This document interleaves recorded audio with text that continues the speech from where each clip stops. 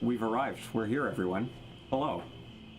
As we left off, you were, in fact, just entering after an exceptionally long day. Found out some shit. We certainly did. Mm-hmm.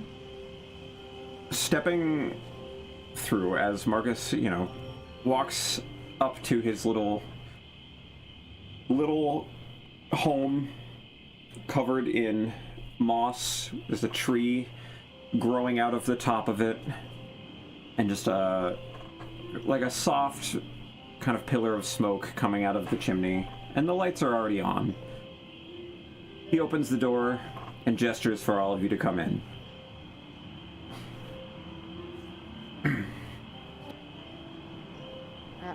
Head in. Zooming in, I know. This is a very interesting place you have here. It is, isn't it? Thank you. And as you guys all step in, he, closes the door behind you. Stepping in, the entryway is relatively small and just sort of normal as compared to what you've seen previously. It just like a soft wooden room, and there's little benches on either side. It's sort of like a half hallway, half room kind of situation. The benches are well worn, well loved. The walls are made of a sort of deep auburn wood. There's little dancing white lights sort of all along where the walls meet the ceiling, and all manner of various cloaks. There's some swords, there's some art, everything hanging all over the walls here. And at the back of this little antechamber area, there are 3 different doors leading out from here. And he's like, well, if you'd like to take off your boots or make yourself comfortable, by all means. I typically try to just keep the dirt from, the forest outside of the home where I can. I don't like to keep anyone in here to clean it when I'm away, and so I do it mostly myself, and it's a lot. So you're telling me all that magic you got going on, you can't just prestidigitation? I don't have any magic at all, in fact. I have minor control outside of here to sort of shape the building, and I have access to a small army of fairy servants outside of these walls, but in here, this is a purely non-magical domain. With the exception of Ethan's library. So I'm not allowed to cast any spells, what you say? I mean, you can cast spells, but, please don't burn my house down. Don't worry, I can't do any of that. I can just do this, and I'll touch a coat rack or something, be like, boop, and it's got light on it now. Oh. That's all I can do. Lovely. It's a glowing coat rack. Enjoy it for the next hour. You said there were benches, right? Yes. Gray's gonna sit on one and just take off his boots. Okie dokie. There's already little Flora boot prints on the floor. She's taken off. And she knows where she's going. Going straight to my room. Yes. So as you guys are sort of settling down and taking your boots off, you just see the little figure of Flora sort of zip off through the back door as he's just, okay, we'll catch up with her in a moment. She has quite the energy there, doesn't she? Yes, always has Flora been just the most exceptional of children. Did you know about the embiggening? Oh, yes, certainly. She can do a number of fantastic things. That is the first I saw of that. I knew she was strong, but holy shit. Yeah, we didn't tell you because we didn't think you'd be able to handle that. Yes,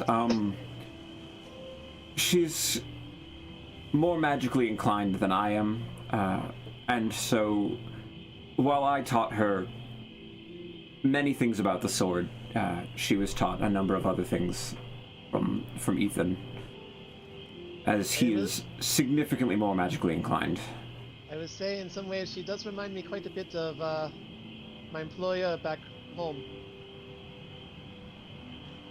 Oh, interesting. Very, very large lady. Well, And I do not mean in the wide way. well, I mean, Flora's sort of not typically very large. I mean, after seeing her like that, that is what made me think of that. Glenn, when we get back, you gotta introduce me. You know that. Oh, you know damn well I will. She has. So, Marcus, where do you keep the spirits at? Oh, I don't keep any. We don't have any fairies in here. He means something to drink. Booze, maybe? Oh, alcohol. Yes, of course. Yeah. The spirits is. Wait, what? I don't drink ale or anything like that because that's very bad for your body. But I really need a drink right now, man. Why do you call that spirits? That's what it's called. Because it lifts them, man. All right, please. Other people I've seen drinking are down in the dumps, really. Except for that one Mir guy. Always looking at me and goes, Mir. God damn it. That is fucking wow. There. There. Oh my goodness. I can't with you.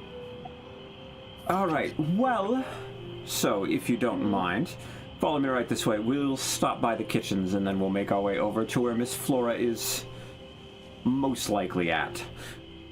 I was also going to say you know what, you can wait.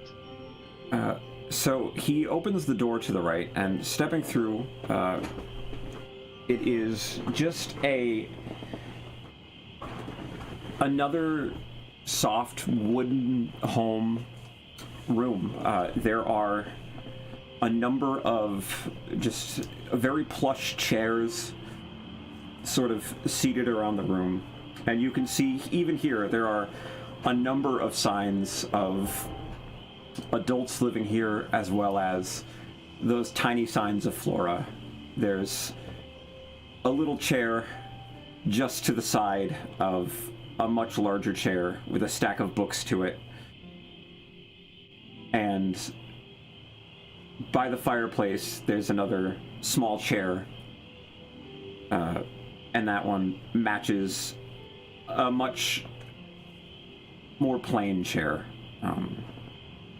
It's just sort of like a nice, like, gnarled wood seated chair versus the others being sort of plush and made of like finer silks or some material that appears to be of a silk variety. It's thickly carpeted. There's, like I said, a large fireplace.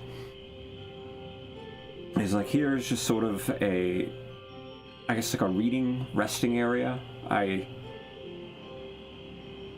often just sharpen my swords and things in here as well, but that's partially just for annoyance sake. But right this way, and he leads you through another door at the back of this room, and it opens up into a much wider kitchen. And as far as kitchens go, Gray, you've seen, the kitchen at the Shaded Grove, and Glam, you've seen the kitchens at Gers, and neither of them are even half this nice. Sort of dominating the center of the room is just a very wide oak countertop. And you can see underneath it, the entire thing is sort of propped up by just a number of sort of curling and gnarled branches that wrap up into various holders for things like bowls and hooks for spoons and anything you might need to make a meal. Just above this bar top, just above eye level and out of, like, you know, head-butting range, there is a number of, you know, pots and pans hanging up there. And then around the walls there are 3 different places where fires could be lit for stovetops. One where there's just a fire for a cooking pot. And then a third that looks like it may just be for a large stone oven. And he's like, I have had this room made for me specially, as cooking is just something I very much love to do. It's a nice way to unwind. But in here I also keep a store of a manner of things. So here, and he steps over to one of sort of like the small cabinets off to the side. And as he pulls it open, it slowly extends into the space until it's like a full door that you can step through. He's like, so come right in here, and as you step in, it is a wide pantry space, and there's just a number of various things you might need to cook, as well as a selection of various alcohols, wines, ales, of all kinds, sitting on just like a low shelf. So, I suppose, is there anything you're fancying in particular? We got any whiskeys here? Any? I don't even care what grade we're in about now. Oh, yeah, certainly. Would you prefer something of perhaps elvish make? I think I have and he fishes around. I have a little bit of this one left here, and he picks up a small bottle and he hands it to you. He's like, this one was, I believe, distilled quite some time ago with dragon's breath of some manner. At least that's what I was told. Hey, as long as it does a job and it goes down smooth, that's all I care about. Ah, yeah, well, and that'll do that. I mean, if you prefer something less fancy, I think we've got some corn alcohol in here. You got Daniel Jacks? I'm sorry I did that to your campaign. No, I don't keep any human whiskeys, actually. It just... My mother actually really liked a lot of dwarven whiskeys. I think I might have one, and he fishes around some more and swaps the bottle for you again and hands you just like a thin, like, stone bottle that's been shaped and stoppered with a cork. There you go. Exactly like Ma used to have. Put it on the counter. Is there a cup near me? I cannot believe you would want to drink something that has morning grass in it. I'm not. That's why I'm drinking the dwarven stuff. Here, you ever had this before? I do not drink. Really? You have to keep your wits about you. You have to keep your wits about you, especially if you are, running from people who say think that yours and money. Here, the world's about to end. It's fine that we can have a drink now. I mean, I'm not going to pressure you, but if you want it, I'll hook you up. I appreciate it, but I am honestly already at my wit's end as it is. Yeah, I don't do this very often either. I'm pour myself a shot. Hey, me too, thanks. And Gray, is that what you would like? I have a number of other things if there's something else that may, be more up your alley. Honestly, I think that, right now, the things that are normally up my alley, not gonna do it. I would like whatever he's having. All right then. Dwarven whiskey for everyone. And he sort of reaches down underneath where the bottles are kept, and down there he procures a couple of glasses from just like another compartment that seems to have been shaped into this wood. And as he hands them to you each, they're like nice and chilled to the touch. I thought you said there's no magic zone. Oh, there's not really magic per se. It's just sort of the wood was sung in a winter grove, and it holds that winter cold. So it's a nice place to store things like glasses or beverages you like to keep chilled. I mean, Go, go That when would she is. be really helpful. I was going to say go when she is feeling particularly. What is the word? When she is a little more flush with money than normal, she will usually import some ice. Ah, it makes sense. It's a little harder to come by. Why doesn't she just hire a mage to come in and use magic on it? Because it is. Well, first off, we are in the slums. Remember? Secondly, honestly, it makes her feel a little bit more like she belongs. Glam, look at me and honestly tell me you don't know a single mage you can get to do something for you. I am the only one she knows. You're and not I a am mage. not and I am not a mage in the typical sense. There's a fighter in the pits. He dances as he fights. I swear to God he's using magic. I can't prove it, but I know he is. He's rail thin, much like you, Glam. Comes in with a rapier. I mean, I've beat his ass a couple of times, but... Oh no, Flora, cover your ears. Flora's not here with us. She's in her room, I think. I hope. Oh, she likes to sneak around low countertops, so I wasn't sure. But I'm pretty sure they're using magic. What I'm saying is, it's all around us. You don't have to tell people where you got the cold from.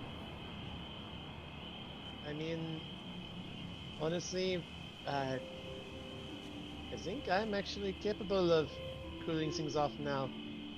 I don't know how that happens, though. It'd be really cool if you did. okay, nice. Pour me another one. Thanks. Uh-huh. Certainly. Here, let's just... And he takes the bottle and he's like, let's go find Flora, and perhaps after I can make us some form of dinner. Yeah, that's probably a good idea, because I'm like, God, I haven't drank in years. And he sort of just kind of ushers you out of the cupboard space. And closes the door as he goes. So Marcus, I have one question for you. Sure. Would I be able to peruse the library? I feel like I am going to need a lot of preparation for what the Queen has asked of me. Yes, you are welcome to our library here, though I would ask that you're very careful with where you put the books back. My dear brother is frustratingly organized. And he would know if a single book was just out of place. I shall do my due diligence, although I cannot promise too much. And in the morning, I think, if we have time, and I believe we should have some before we are called back, I can escort you and give you, well, use permissions if need be, and we can peruse perhaps the court library. I sincerely appreciate it.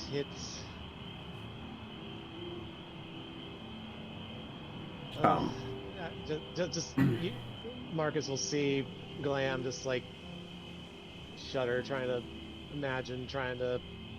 convince Shay to do anything, even if it involves losing some of their debt. And he sort of just kind of rests a hand on his shoulder. He's like, we'll figure it out. All right. And so he leads you back into the center area, and then he's like, I do believe our dear Flora has gone this way. And he turns to the right and heads through that back door that Flora scampered out. And it leads to a just large central chamber. And it sort of arcs upward with a large central stair. And the central stair sort of extends out of a tree that extends directly up through the center. Each of the steps just sort of growing out of it rather than being placed, with branches extending up to form the handrails. Up we go! I swear to the gods, every time I see something new here, I am both amazed and terrified. It's tree singing is quite the art. It's one that I have almost no understanding of, but boy, they can make some handy things. You are not kidding. And he leads you up the stairs to a second landing. And opening it up, there's just another softly carpeted, with like a thick green carpet hallway. And just 3 doors to the right in the hallway. And he leads you down the hall to the 3rd door and gives a soft knock. Flora, are you in here? You just go here. Yeah, you can open the door. All right. Throwing the door open. Flora, how is your room designed? So there's shelves for dolls everywhere. There is like hanging flowers from the ceiling, and little lights just to light up the room a little. Looks like a little like you're walking into like a little floral forest. And then she's got a big fluffy bed, which I want to say the posts itself are like twigs and branches that are growing out, and they make like a little canopy. And then she's got a closet for all the flowy dresses she has, and then a little rack for her weapons. Yes. And you can see, while you've been away, just a few small additions have been added to the room. In addition to the many little lights that you have, there is a just soft floating globe. I believe Etan installed this for you recently. It's just one of a few surprises. And he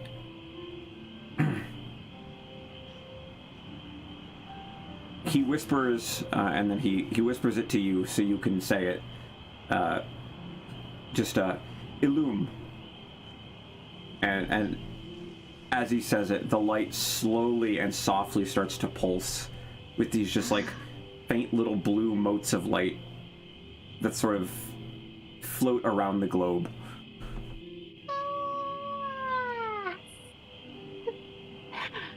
That's so cool. But he's not here for me to think. I know. It's unfortunate, and I don't particularly like having him off traveling when I'm here, but he was concerned about you coming here without one of the two of us to be here with you, and we were both sort of on a bit of a task together. So he sent me back, and he's behind trying to finish up. Okay, and if you look closely, she's already changed into one of her dresses. She's now wearing this soft pink, tooly kind of empire waist, poofs out like she looks like she's got the, like little pageant gown. Oh my god. Oh my god, such is adorable. First off. Second off, can I insight what he's saying about Ethan and where he's at?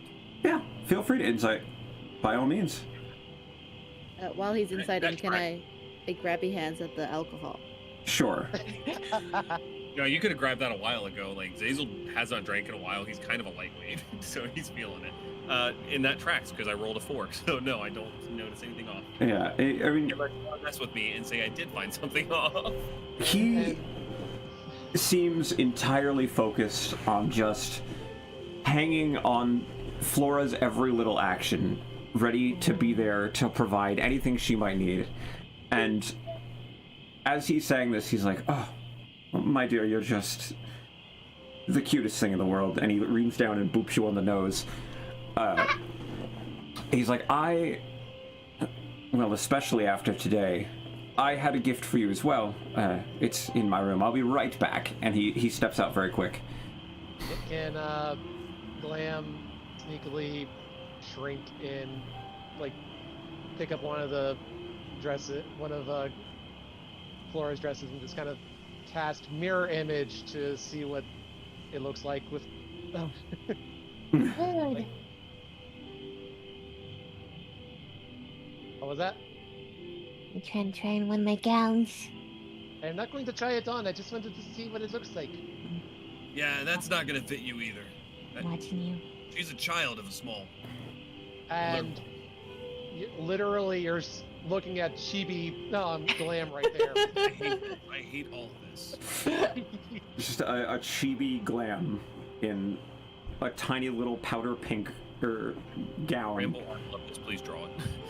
Then there's no. The worst part is there's 4 of them at the moment because they're using mirror image to see what they look like. I grew up. Actually, Glam, roll a d20 for me. Oh god.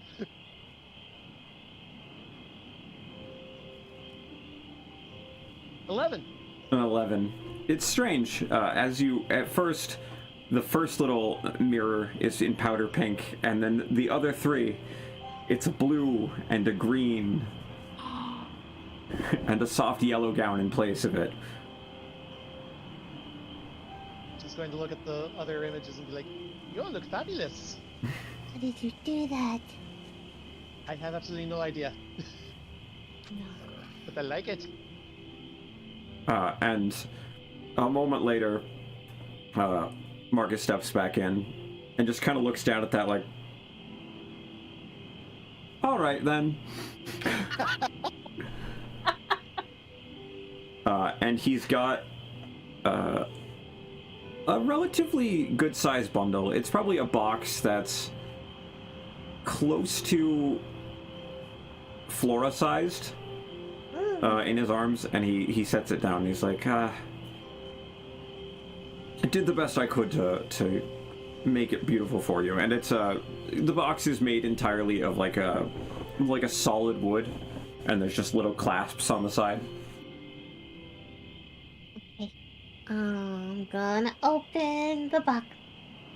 Okay. And inside the box there is a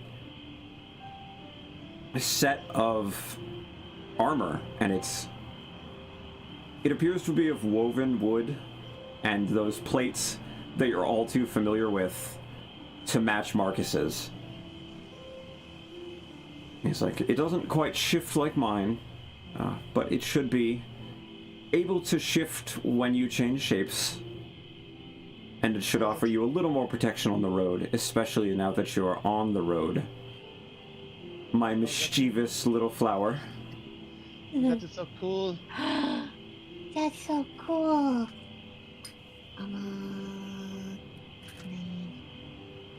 Put it on. Over. Right over the top of the dress. Uh-huh. And so it's like it's a solid like chest piece of armor, and on top of that there are like thin bracers to cover your forearms, as well as just like interlocking shin and thigh guards as well that you just sort of like clasp underneath the dress as well. Yes. As this tiny pink and green little Valkyrie there. That's really cute. It The whole flex pose. was a bit of a design, and she always seemed to have really been a fan of mine, so I wanted to get you one to match. I was. You definitely did a good job, sir. Well, this is not my work, unfortunately. I'm not quite that skilled. This is Id and Var, and the Tree Singers. They do lovely work. They You are. still had to tell them what you wanted. It's true, though, with a few minor adjustments and a bit of sketching on Ethan's part, we made it what it needed to be. But, for my nervous friends and for my Flora, would you like some dinner?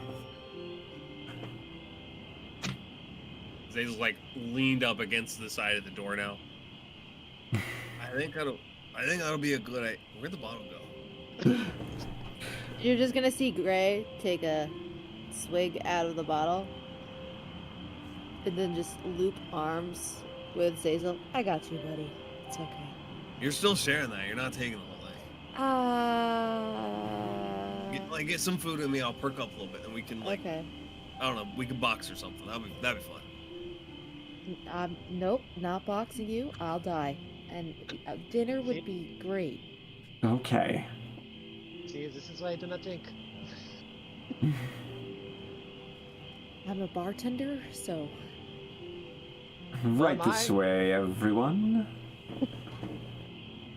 And he Look at the leads you bartender. back into the sort of like that sitting room area where you had previously seen the nice fire and the plush chairs. And he opens another sort of closet space and drags out a few more chairs that are just sort of like simple sungwood shaped branches for extra seating, so everyone has a place to sit. He's like, I think I will prepare a nice... what are we thinking? Are we thinking like a stew this evening, or like a nice salad? I know I have vegetarians to feed, so...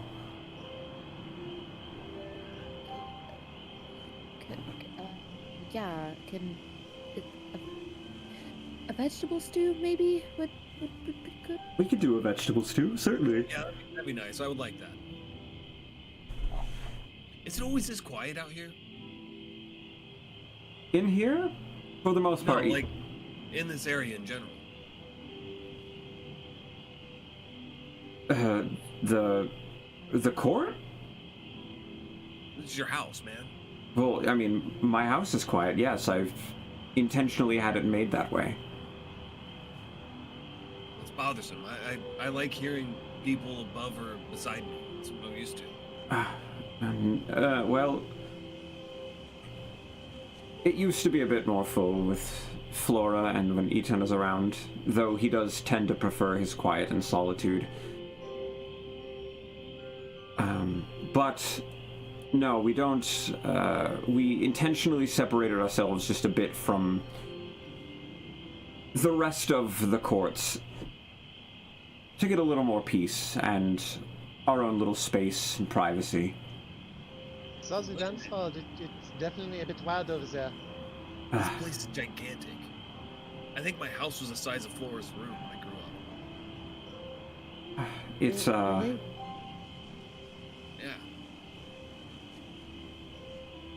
Yeah. this is one of the few gifts I've been given for my position as first knight. It's comes with a few perks for responsibility trade. But dinner won't cook itself, and he steps out of the room. Basil, do you want me to yell into your ear to make it louder? No. Ah. Glenn just rolls over on. I'm gonna try to Laughing. keep him getting up on a table or something to like get into my ear. No, it's fine. It's fine. It's just I'm used to like the hustle and bustle of the slums. You know, nobody ever actually sleeps there. And then when I was in the academy, like I was just bunking with other guys. Like they're always loud.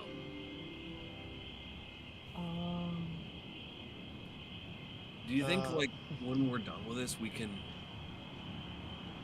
expand Glasscore so people can have more room? Probably. I mean, it does sound like we've been pretty much lied to for most of our lives, Zazel. Glam says as they are pulling themselves into one of the plush chairs and just ends up like getting lost in it. I feel like this would swallow me up even at my normal size. Like, let's be honest, this place is... Flora, this place is way too big. No, I like it. Honestly, it's pretty modest size for a person of his station. God, if I could get half of a house like this. Nah, that'll never happen. I mean, it could. You could do it. So Yeah. you have far more of a chance of that happening than most people in Glasgow. I will be perfectly honest. I mean, not really, man. I sleep in the barracks. I don't make much money on my fights. Usually the people who bet on me make money. Well, I mean, you are not wrong there, but to be fair, I usually try to give that to people who actually needs it. Was that you that was giving Bob money? Was that you? It was me. Oh, thanks. That's where it goes anyways. Honestly, as much as I like winning, I like to make sure those who need it get it more, guys. I can always win more. He kind of just looks down. I'm sorry, guys. I'm being a drag. No. It's been a weird day. Look, definitely not. And with that, Gray is going to take another swig from the bottle. I'm gonna put the hand out. Give me. Not Lovey. till you get some food in you. I'm fine. I promise. Okay, if you're fine, I need you to do me a favor. You're All right. I want you to walk in a straight line. Is the DM here? The DM is here. Yes. Want me to roll acrobatics, or what do you want me to roll? Could you just make a Constitution save for me? All right. That's not one of my proficiencies. Can I do like dexterity? I'm kidding. No, you cannot. That wasn't bad actually. That was a 11. 11? Yeah. I would say you're definitely feeling it, and it's not the steadiest straight line.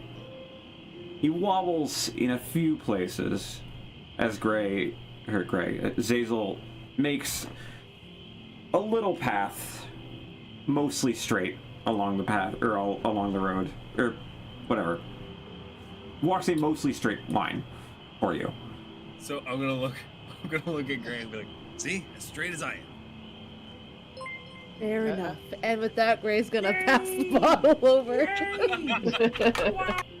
Gray, could you also make a Constitution save for me? Absolutely. We get drunk. Drunk. That would be a 17. 17. Damn. Yeah, Doing fine. I'm a bartender. That's true. That's true. So I'll take a swig and I'll put it down. Now, no more before dinner. That's right, buddy. And Gary's going to, however, take another swig. And it's interesting, Gray, as you sip more and more of this Dwarvish whiskey, and you realize that while it is strong, it's certainly not quite anything that you would have had during your time in the Feywilds, for sure. And you've had some of the brews that maybe weren't 100% correct that had been made at the inn that were quite a bit stronger than they had to be. Yes. So while it's strong, it's certainly not outside of your wheelhouse. Damn it. You know, I'm really glad he didn't give us that elven stuff. They can't make whiskey, right?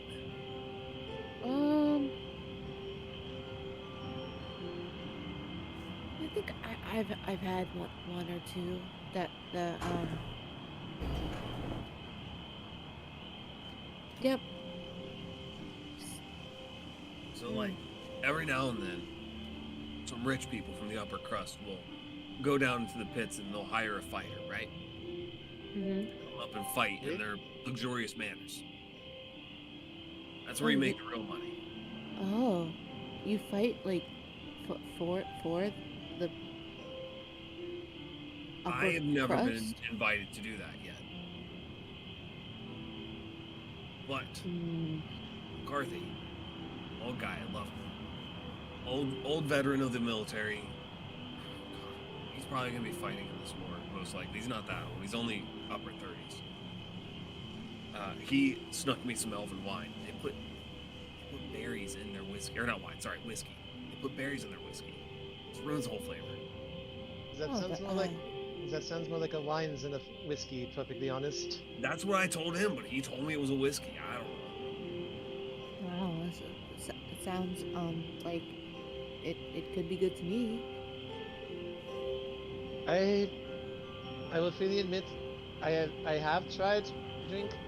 The problem is that it burns and this makes me uncomfortable, really. Burns good for you. Puts hair on your chest. I mean, I could do that myself if I really wanted to. Oh, Do it. ooh, do it. Do it. I want to see. But only if that makes you comfortable. I mean, that is fine. You know what I am. No, I know, but like if you didn't feel like doing it right now, I don't want to pressure. Yep. Just well, I mean, at this point, they would have changed back to their, or put the dress up and be back in their clothes. So just opens up the shirt some and shape shifts so that have a little heart-shaped patch on their chest. Right, I knew you could do it, man. I was just, I love seeing that. That's awesome. That's so cool. I wish I could do that. I mean, don't you have plenty of it on your own? I shave it. Really? Yeah, it looks better when you're, drenched in sweat fighting and, like, you have a glistening chest. I probably have a little stubble now, but not much. I mean, to be fair, I kind of like them a little more hairy personally, but each their own. When you're fighting in the ring, though, like, it's part of a show. You gotta put on a show as well, so you gotta, like, make yourself look good. Some guys like to oil themselves down, too. I think that's a little much, but to each their own, right? Is that why some of them go onto like the corners of the ring and just like go flying into the air? Yeah, that's a little much for me as well. I'm not big on that. I want the realness of the fight. I believe those ones might be staged. I'm not 100% though. The LWF, the Lascaux Wrestling Federation. I put the LWF in your campaign, so I'm ruining your entire campaign. Saw the disappointment in your eyes, right? I can see it. Look at him. He's dying. I see him dying. He's like, you did not just put the fucking WWE in my campaign. Gotta get that people's elbow from somewhere. Frog leap off the top rope. Oh, the worst part is the really- players are all on board. They could easily went boo, and it just The famed Honestly, champion, honestly, I really Jonas did not- Sinar. Honestly, I really do not like that Mince fan or whatever Oh his my! name is. Get out of here! Oh, yeah, the guy who claimed to own the pits. Yeah, no, he doesn't own the pits. Okay, so earlier you apologized for being a bit of a downer. I mean, let's be honest, we have a lot on our minds, and to be fair, I'm kind of feeling odd as it is anyway, because it's like, I feel like, what is the word? I have never felt more at home and yet so strange at the same time. I don't know how, like, that is why I don't like this place that much. I don't know how to feel. I know exactly how to feel. I'm a fish out of water here. I see you, Zorro. I gotta get back to Glasscore. Especially now I know that I need to protect my family, but I can't because the Emperor's a dick. The good news is we apparently can walk back there. Yeah, I Fish can out walk. of water, whale out of the ocean. I The still fuck believe- is a whale? It's a really, like. Okay, you know the size of this house? Yeah. Yeah, like 4 of those together, maybe more. No, you're lying. Big fish. Nope. And Yeah. as you're saying this, Marcus is sort of like kneeing the door open, arms just like laden with bowls, as he's got enough for everyone. And as he steps through, you hear him go, "No, it's not a fish." I know that's not a fish, but he doesn't know what a whale is, and like it at least still kind of looks like a fish. It's not a fish though. Glam's I gonna know. Glam's gonna mage hand at least one of the bowls and try and. I'm gonna Hey. pop up out of the chair and grab some more. But Marcus, he doesn't even believe in the ocean. Well, I showed him the ocean, he says it Yeah, now. he's still as he denying frees it. up a hand, he pulls the spoon he had in his mouth out of his mouth. That can't be real. It was an illusion. Magic. No. So you're telling me that? All right. Next thing you're gonna tell me, I can get on a board, swim out there, and ride those dang waves. Yes. No. I Yes. suppose if you believe enough, by all means, you're welcome to try. You do That's float not in fun. the water. Because the next thing you know, I swear, Zazel, you're going to stay that the world is flat. I mean, I don't know if it's flat around. No one knows, right? I mean, I look at the distance and it does seem kind of round, so. But that's just like hills and mountains and stuff, dude. Like, I don't know. I've never been up in like the really high up in the sky. Like, maybe we could like get, I don't know, a balloon or something. The fuck is a balloon? I don't know. Like, you know the legends of like, what was that guy's name? Oh, fuck. Da Vinci? Da Vinci, right? Legends of Yina and the water balloon. The That weather guy, balloon. The monkey guy, the one who made like the. Oh, Yina and the weather balloon. Oh my god. Yeah. I can assure you the Earth is very much not flat. Shit, I'll believe you. Like, you told me Glasscore's not dangerous, and I'm not dead yet, and I've been out of it, so sure, why not? Honestly, I feel like Lascaux itself is more dangerous than the outside. Yeah. Uh-huh. In some Especially of ways. especially of those steel shards there. I- Uh, in a lot of ways, actually, Marcus. It was. Why was Flora there?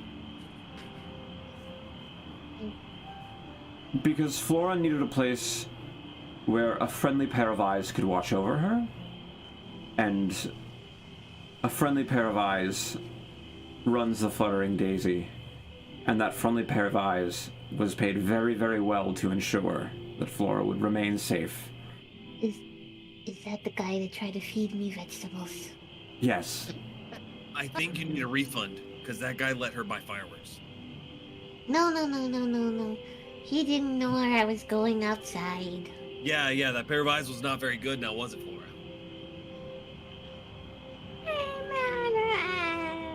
To be fair, people do not look more than 45 degrees up or down most of the time. They did feed me, sort of. Let's also be fair, she can take care of herself. She's about as dangerous as I am. She was... We've been learning sword work for a number of years, so yes, she's quite capable. Ah. If you discount our last fight where I think you missed, what, 3 times? Look, To be fair, Flora was fighting against the first knight. I hit you all times. Actually, I think I missed once, but still. I can still kick your butt, Marcus. Oh, By the way- I know. by the way, how is Mr. Bugbear? Oh, they're fine. And Those poor gentlemen, I think they were more concerned that they had harmed a hair on any of your heads. My magic has been really weird since I've gotten here. I don't know what's going on. That is concerning. Especially now since here is apparently also material There? plane. Yes. Yeah, here is Exactly. there. That is more than a little concerning. Mm-hmm. Nice. I have a Grade's gonna take number- another sip. I have a Also, number of things to read through on this myself. Exactly. That is part of what I wanted to look up. I know this magic is not mine. Shay lends it to me, per se. But the fact that things have been going so weird since we arrived here, it is very much concerning. I believe ju- it. I very not much just- do. And not just for me, but if he is supposed to help the queens, and he needs to be on his best behavior too. And I'm sorry, what was that? I was playing with the thing here. we shall see if that is a possibility. But please eat up.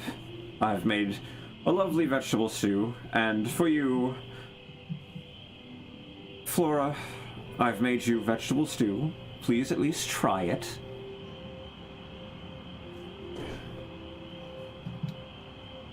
Laura, you made it with candy canes.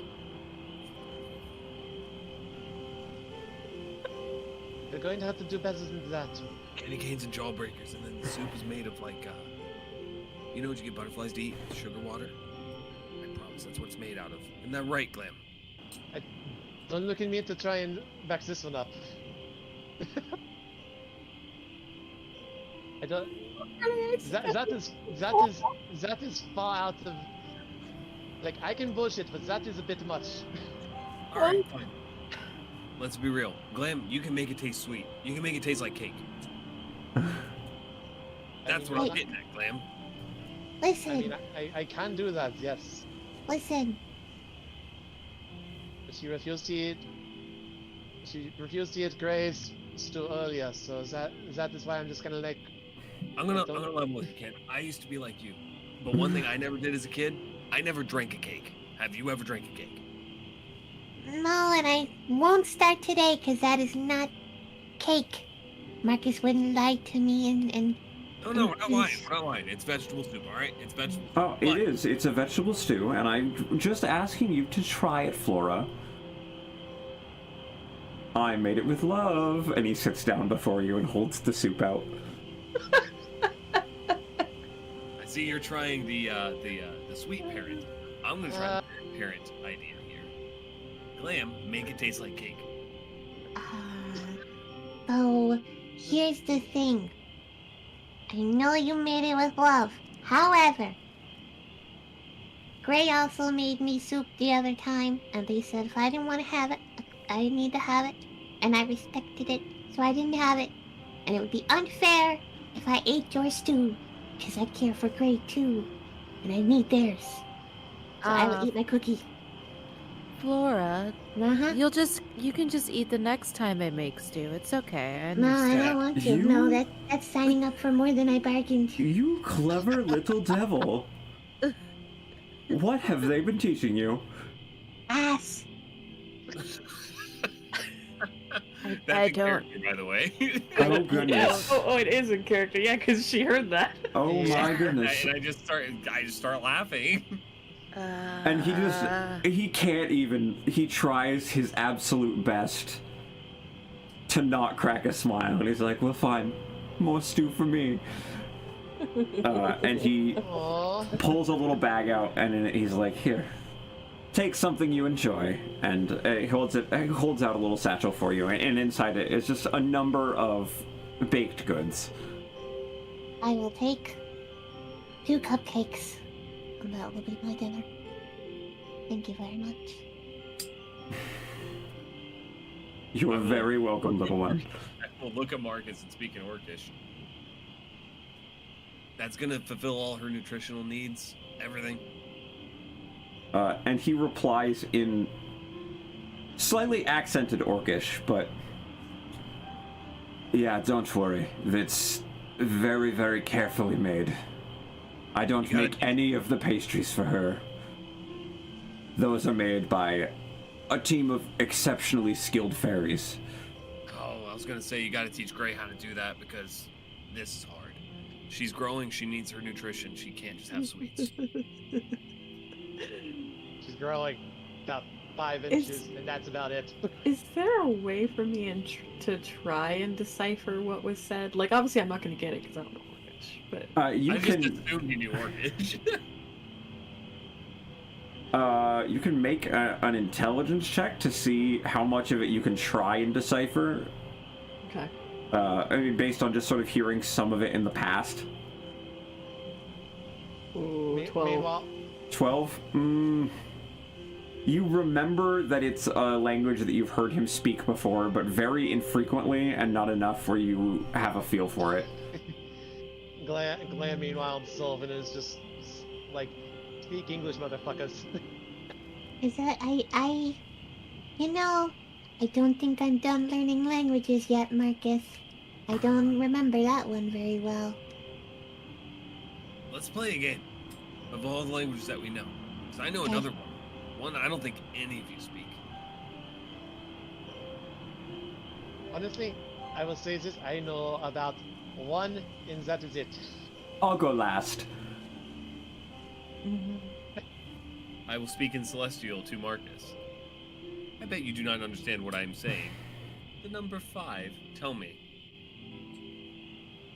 And Gray is going to respond in Celestial. Why are we talking about numbers? I didn't know you spoke my, well, father's language. There were a lot of books where I grew up. Yeah, you do have a strange accent when you speak it, but my mother's also got a broken accent with it as well, yeah. So it's not so bad. And No, you're better than Mom. Marcus replies, and it's much slower and it's measured. It's like,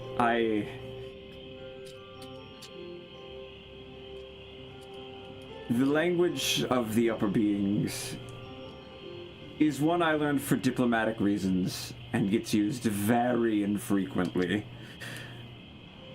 Looks at Flora. I'm dumb. I'll speak in Celestial back to him. They're not upper beings, man. They're just as capable of doing horrible things. I suppose anyone's capable of a horrible thing, depending. Yep.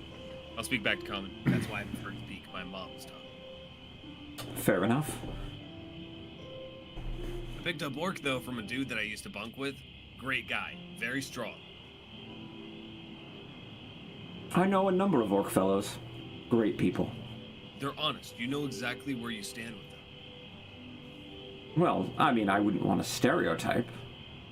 No, absolutely not. Just the ones that, their culture, the way that the guy spoke to me and his parents as well. I met his parents once. Very great people. Very straightforward, and I love them. Strange, there's not many orcish anyone out in the human settlements, actually. Exactly why I was drawn to them. I was told by I know that my boss girl, she is not I have never seen anyone else like her in the city. Wait, is she orcish? Not that I am aware of, unless orcs are about 7 to 8 feet tall and gray. With First part, maybe. Second part, no. Giantborn, that makes sense. Most likely, anyway. Is she pretty? I mean, Eli seems to have a thing for her. Oh, she's probably out of my age range. She's probably too old. Just like she wouldn't date a younger guy. I don't care about age. Zazel just really wants them to step on him. That's what I'm Please. gathering.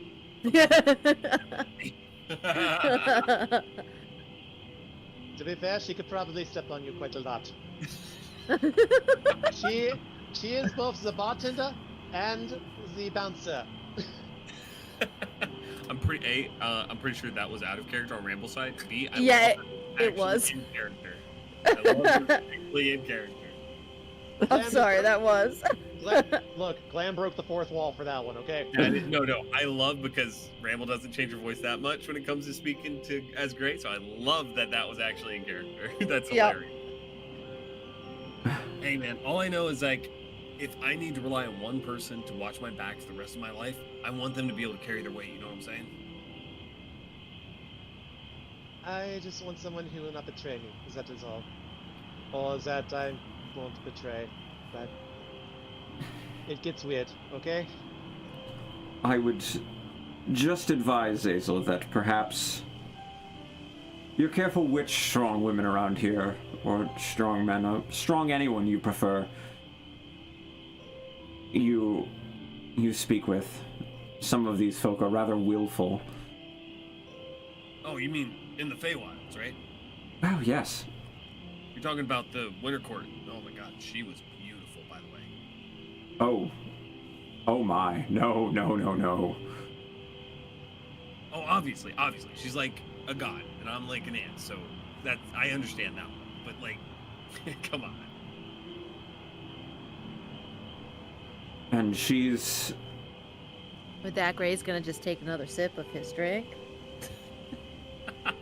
At this point, Glam's gonna be like, Ah, you know what? The burning might not be that bad. want a sip? Just gonna pass it over to Glam, and then also is going to just shove Stu in his face. Did you leave the room and be like, did I say something wrong?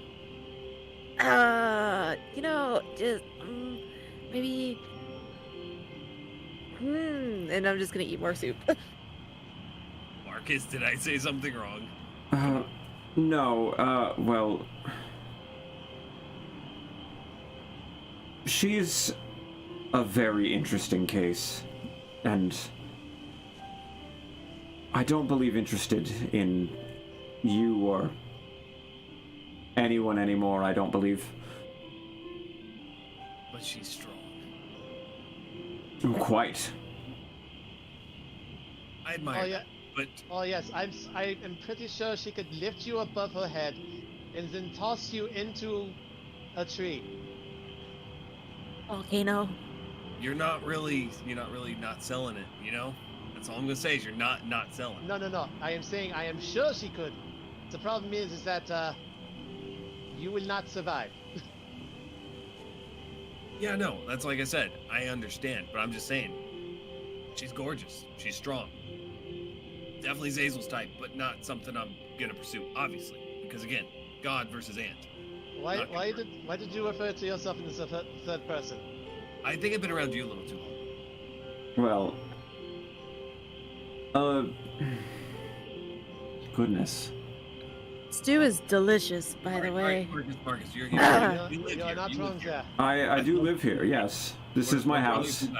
We're brothers in battle at this point. I've hit you. Why are there no kings of the courts? They have no interest in them? So they're asexual. No, certainly not. So marriage is not a thing in the Feywilds. It can be. There that's have not- been queens in the past who have taken husbands, but they don't take kings, no. So the title's just not passed on. It's a culture thing? Sort of. It's interesting. Some of them are born, others are made.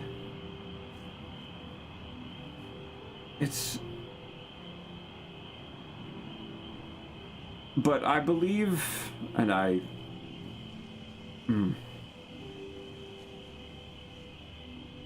I want to rest your mind, Marcus. I will never say anything out of line with any of the queens of the Feywilds. I am wise enough to know that's not my place. But I don't feel like I'm completely out of line by admiring their beauty. No, that's not out of line. Because all of them are beautiful. I'm assuming. I've seen two, and both of them are absolutely gorgeous. Well, there's just the two of them. I mean, there are others, but they're not queens per se. They're just... Wait. So there's only a summer and a winter? There's no spring and fall queens? No, they just sort of eat up those domains as well. As you can see, the Winter Queen, as you call her, she is a bit more than just winter. She's a huntress and I guess what you would call the fall as well. It's confusing. Yeah, I'm sorry. My small Glasscore mortal brain does not understand that. So we think less of it as a seasonal thing. She just sort of is. Wait. When did falling become a season? leaf fall down, so fall. Autumn. No, it's fall. Yep. Did we just accidentally make Glasscore America? Last score is America, let's be real. No, okay.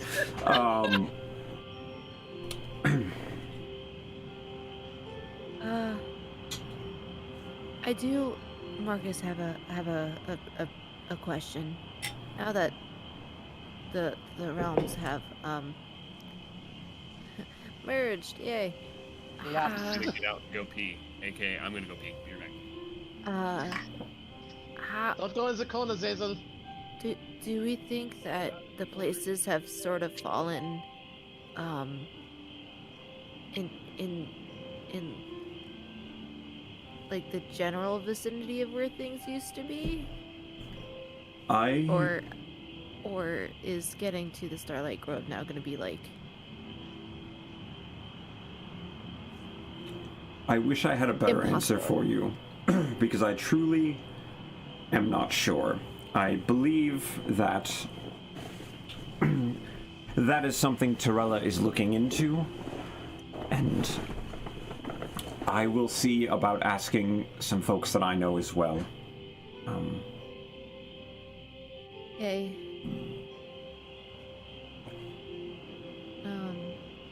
I just... Yes, and to that end, he sort of sets his bowl, like, kind of up on the mantle, kind of haphazardly, and fishes around in, like, a waist pouch and pulls out just, like, a thin metal box, and he flips it open, and he just starts pulling out a bunch of just, like, neatly folded letters. And after the stack is probably like a quarter-inch thick, he's like, oh. It seems I have some catching up to do. What is that? A mailbox, I suppose.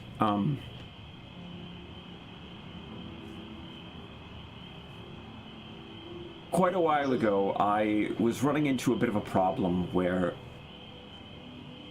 requests for aid and requests for a number of things throughout the realm that were required of me, I just simply could not get to in time because I didn't know about them. Torella set up this quite lovely system for me, so with the right, things written on the letter, it can come to me essentially anywhere.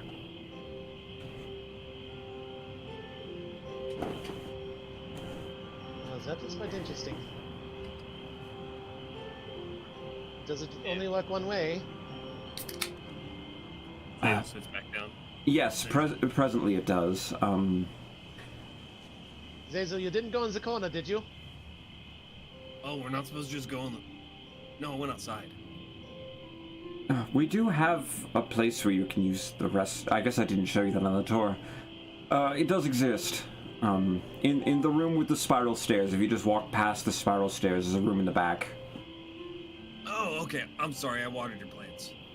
Well, see, it's fine.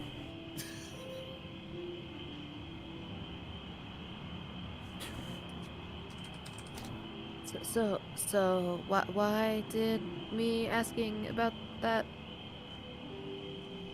prompt you to take out your mail? These are all requests that have come in today, and so I'm sure there's a number of confused folks. Oh, what, with the realm falling into another one? Nah. To be honest with you, Gray, I just kind of want to walk back to Glass Court and pretend that didn't happen. I don't think we can pretend. Nope. I want to, though. I feel that. Yep.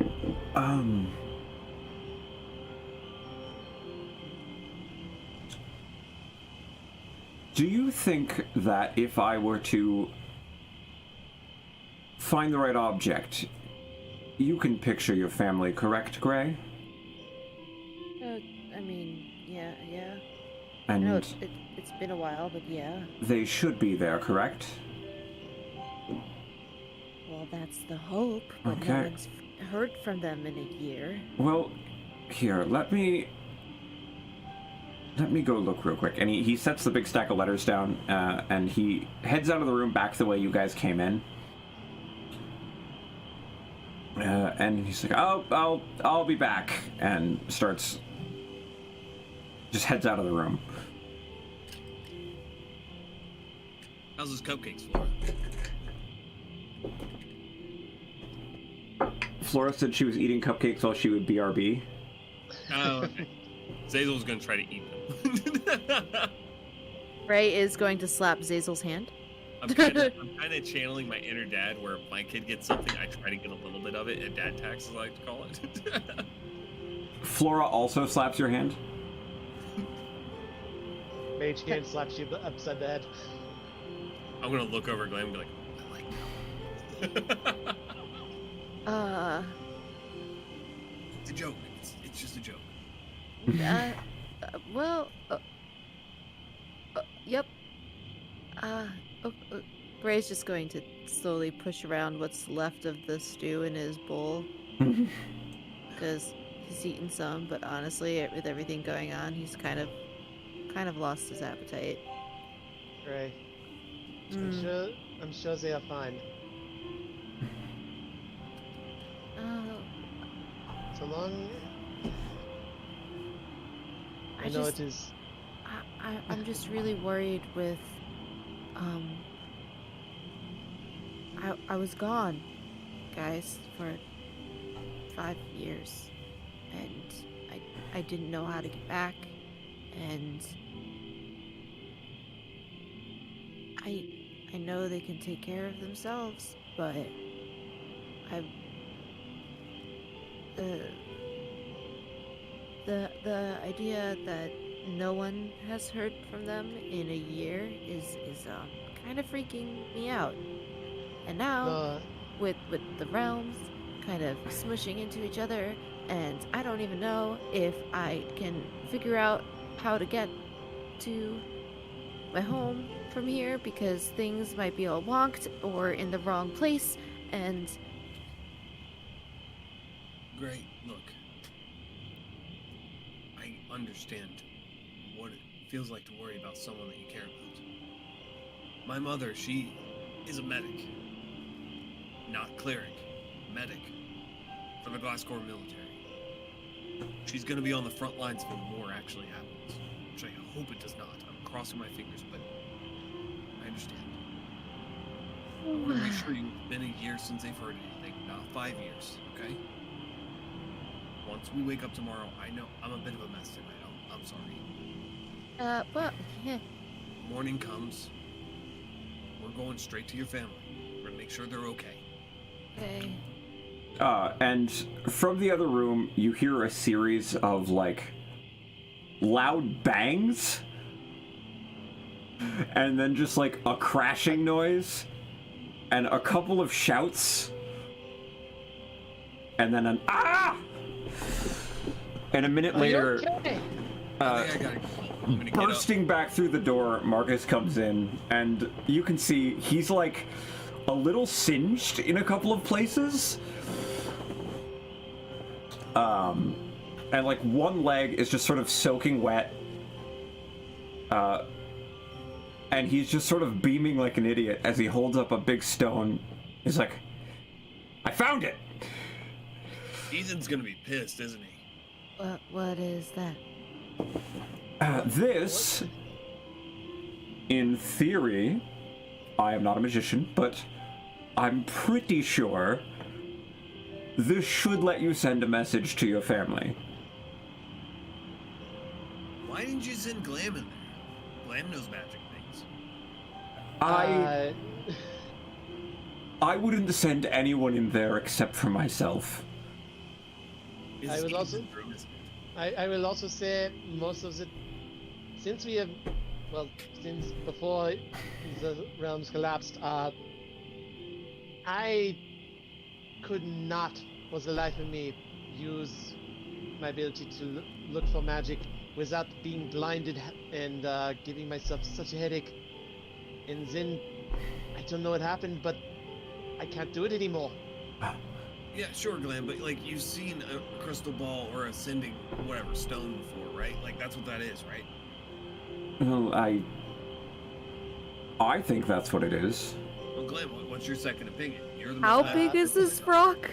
It's like a polished, like deep purple stone. It's roughly the size of like a potato, like a good potato, like a russet Like- potato.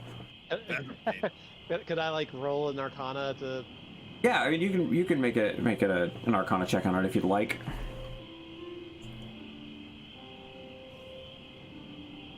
13. 13. Looking it over,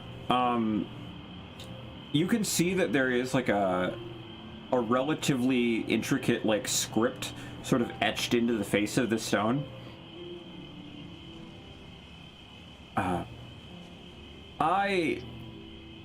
Who has the other half?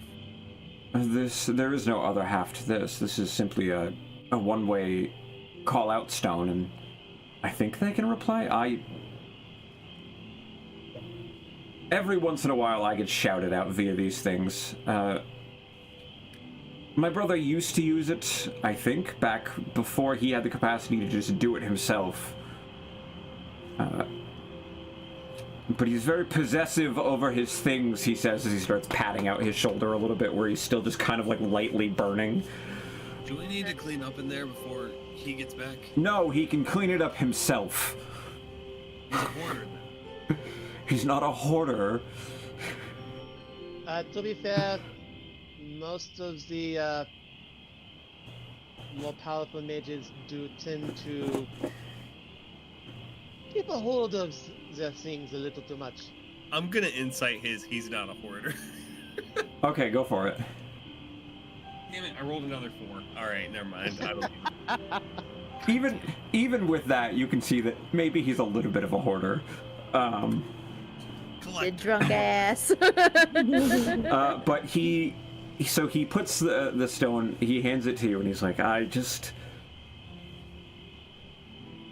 wish I could tell you more information on any of it, but you're welcome to make an attempt. I mean, I just talk into it? What do I...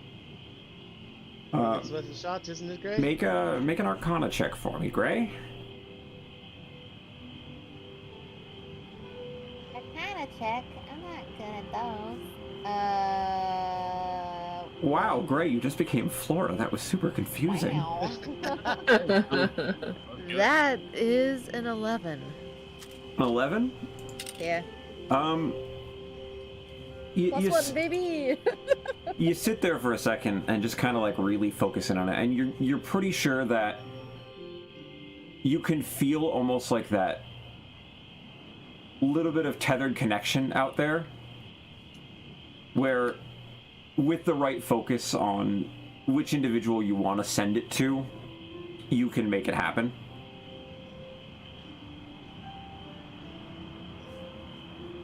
Okay. I do believe there is a limit on words, so choose them carefully if you can.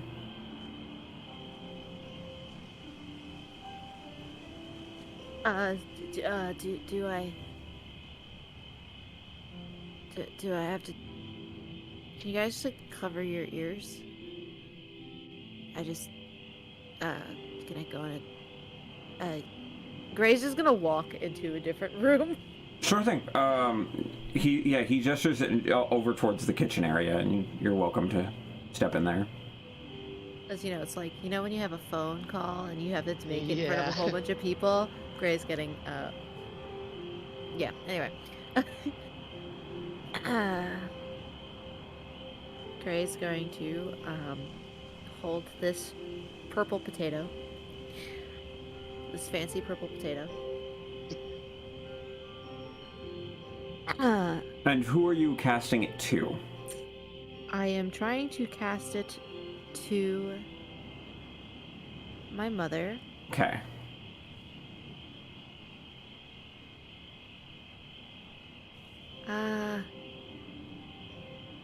Hey, Mom. Don't know if this will reach you.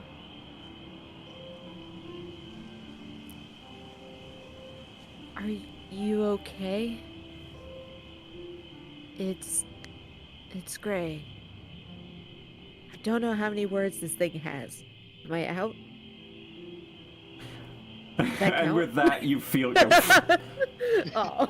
and like, for a minute, as you start speaking into it, and you feel that tether kind of click, the stone warms a little to your touch.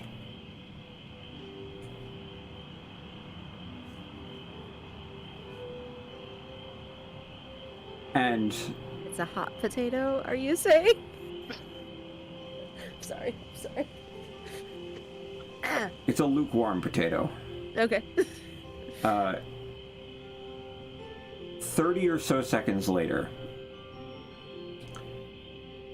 in your head you hear, Gray, you're alive. That's good.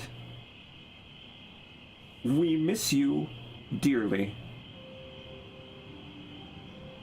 Very strange here. Your father started a school.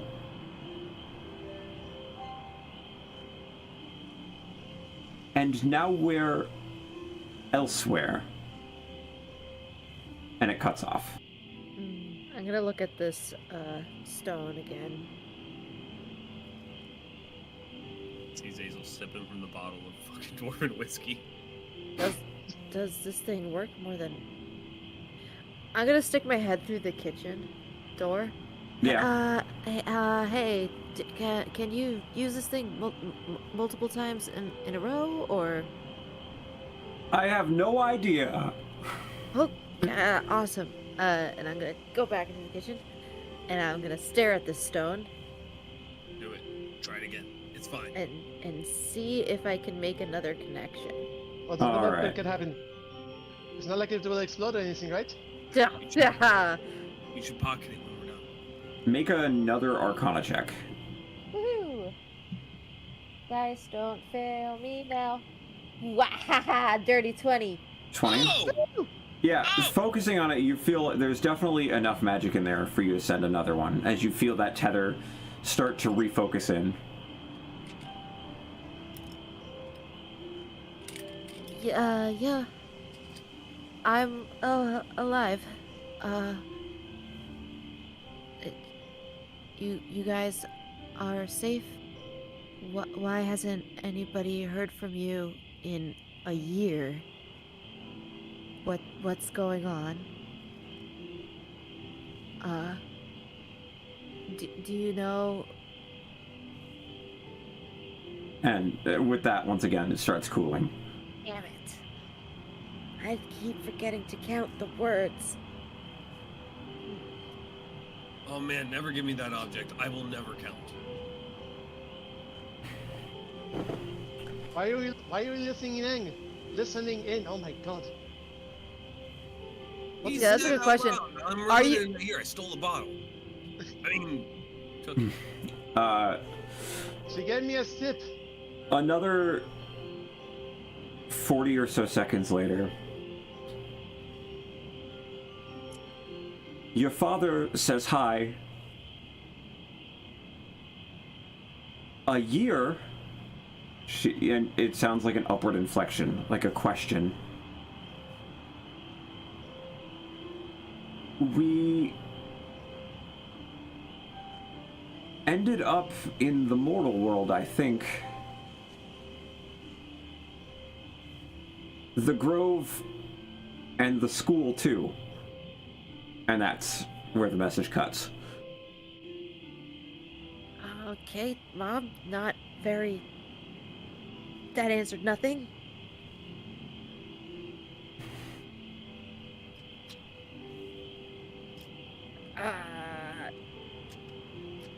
I'm gonna try to do it again. This is like talking really poorly. Okay, now Glam is gonna start trying to listen then.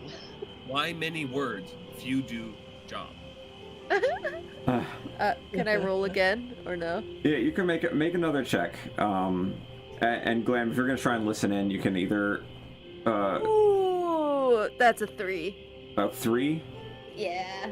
Well, as you really like focus in on it, you just like it just stays cold to the touch, and it feels like for the time being, whatever is bringing it to life sort of kind of fades. Well, okay. I'm gonna make my way back out of the kitchen. Well, I have good news. My parents are okay, I think. Well, that is good Yeah. news. I Very say good. I think because they're talking. Well, my mom's talking to me, but she did not answer my question on is she safe. And when I asked why no one's heard from her for a year, her response was she thought she wound up in the mortal plane. Which didn't that just happen, or is there's like a weird time thing? Did that happen for her first before other places of the realm? Has it just been slowly falling apart? No. Look, there are many questions. Holy shit. Glasgow then. We get to go back home. Yay! I very much would. I'm not gonna stop you from going to Glasscore. I still. Hey, I'm need not to separating now. Come on. You know I'm kidding. Okay, I don't want to stop you from going to your mom. Because I understand, because that's what I'm trying to do. Probably not even there. No. I'm with you. I Okay. was joking. Okay? Thank you. Can you use the thing again? Potato is cold. Give me the potato. I'm gonna hand it over. Okay. All right. I'm gonna toss it over, but it's not a hot potato. It's cold potato. All right. All right. Let me Turns focus. out it's a baked potato. Is it cold to me as well? Yes. Yeah, that's a cold potato. Here, I'm gonna hand it over to Glam. Oh yeah. Kiddo wants me to show everybody a picture real quick. Okay. Sorry for interrupting. Oh, no worries. That's it. She did a really good job. Oh, hang on, wait. I gotta. Let me switch to it. She drew this. Oh, it's so cute! I love that. Why? Oh my god. Oh, I love it. Oh my gosh, come She on. wants to be an artist when she grows up, is what she said. Do it. He's fine. I told her that'd be absolutely wonderful. Like, if you could do it as a job, that's great. If it's just a hobby, that's also great. True. Sorry for interrupting. Oh no, that's fine. If you make art as an adult, you're already winning, friends. Just throwing that out there. Yeah, Glam, that's a cold potato. What do you think? What do I think, God? You also you don't feel any trace of current magic in it. I mean, you can make an Arcana check if you would like as well. Oh, you don't think Zazel's able to make it? Because you're right.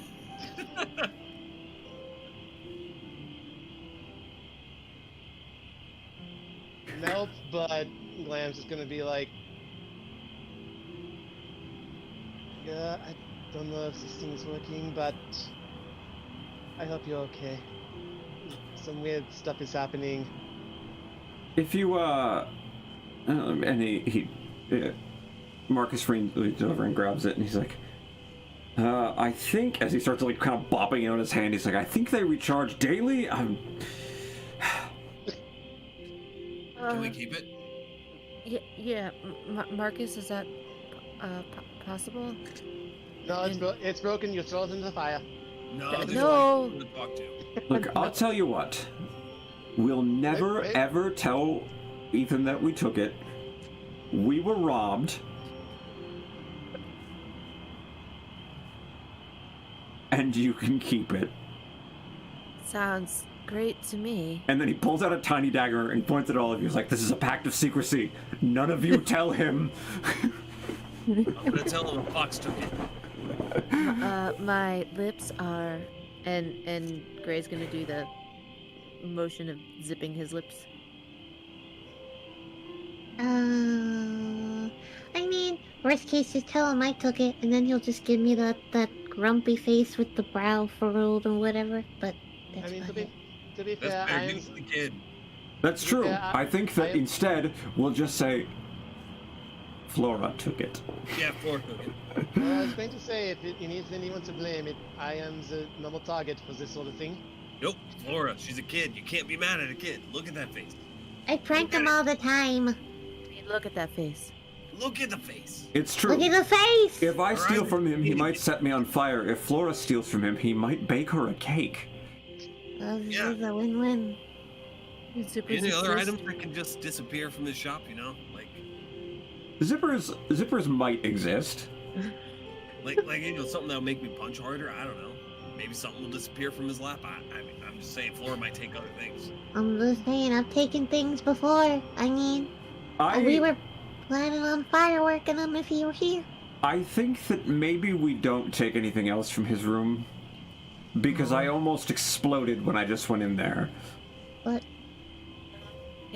Is it okay with you guys if I hold on to the I mean, stone?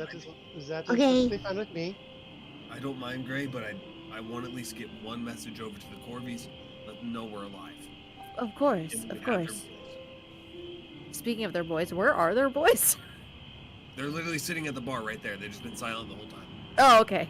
Wow, they're really melancholy. He just I left thought they were- them, in the sitting room this whole time. I honestly thought they were. He's been with us the entire time, but the other guy is not. Brandon, I was about to say. Picking on poor I was going Brandon. to say I thought they were still on the dance floor. Oh yeah. You just left them at the dance Do we floor. leave them there? With the deer. Yeah. I love that even more. Oh shit, we need their boy. All right, we need to figure out what they want to do before we say whether or not we have their voice. So Yeah. let's see Yeah. what they want to do. I think we left them at the dance floor. We'll meet up with them tomorrow. See what they want to do. Okay? Because I'm willing to lie and say they died. Say fuck it, I found his head. Whatever. I mean, to be fair, we were actually told to investigate this by I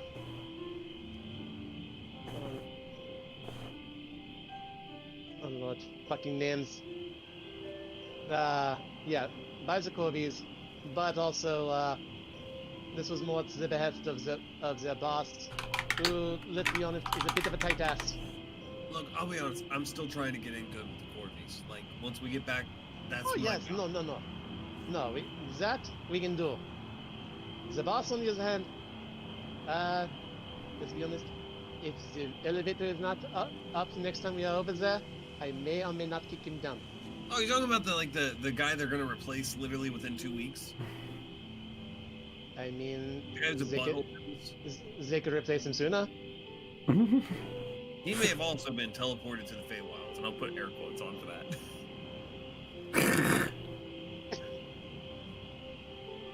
I don't like that guy. Okay. I am picking up what you are setting down. Yeah, I don't like that guy too much. However, the Corvi's like, Joel's cool. I like her. Oh yeah, she is very nice. Her mother, a little bit of a bitch, but also I very like that silent. though. You know, I like her too. She is I guess as it goes in. Wait, okay. Is that what the displacer beast is? What a bitch. No. Wait, what? I'm Uh-huh. sorry, I wasn't paying attention. I was putting the potato in my bag. A hot It's older supposed to be woman? like a cat that like pops in and out of existence, you know? Yeah, it's So like a hot older woman's in.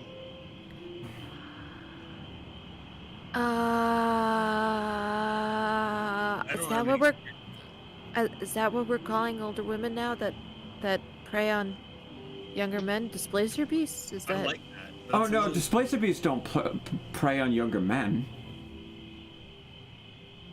What do They prey on everybody. Oh, excuse me. I better- Although, recently it's been quite the trend for people to tame them. I don't like this conversation. Lamb is very confused because I had just remembered in my notes that I put that Magister Corby or Liana is a hot displacer beast. And then I'm being told about Wait. So, Glamour, do you have a thing for Shoal's mom? Is that your thing? honestly, they're both attractive. I don't honestly the problem is I do not think I should not be in love with anyone, okay? I disagree with that. Everybody deserves somebody. Everyone. And somebody who's in politics can definitely use the wiles of somebody who's a gambler. You're not that different. It's more that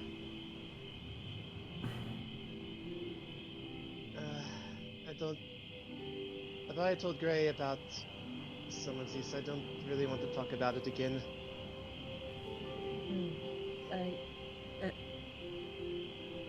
I respect that, Glam. When you're ready to tell me, let me know. In the interim, I think, friends, that perhaps a night's rest would do us all good.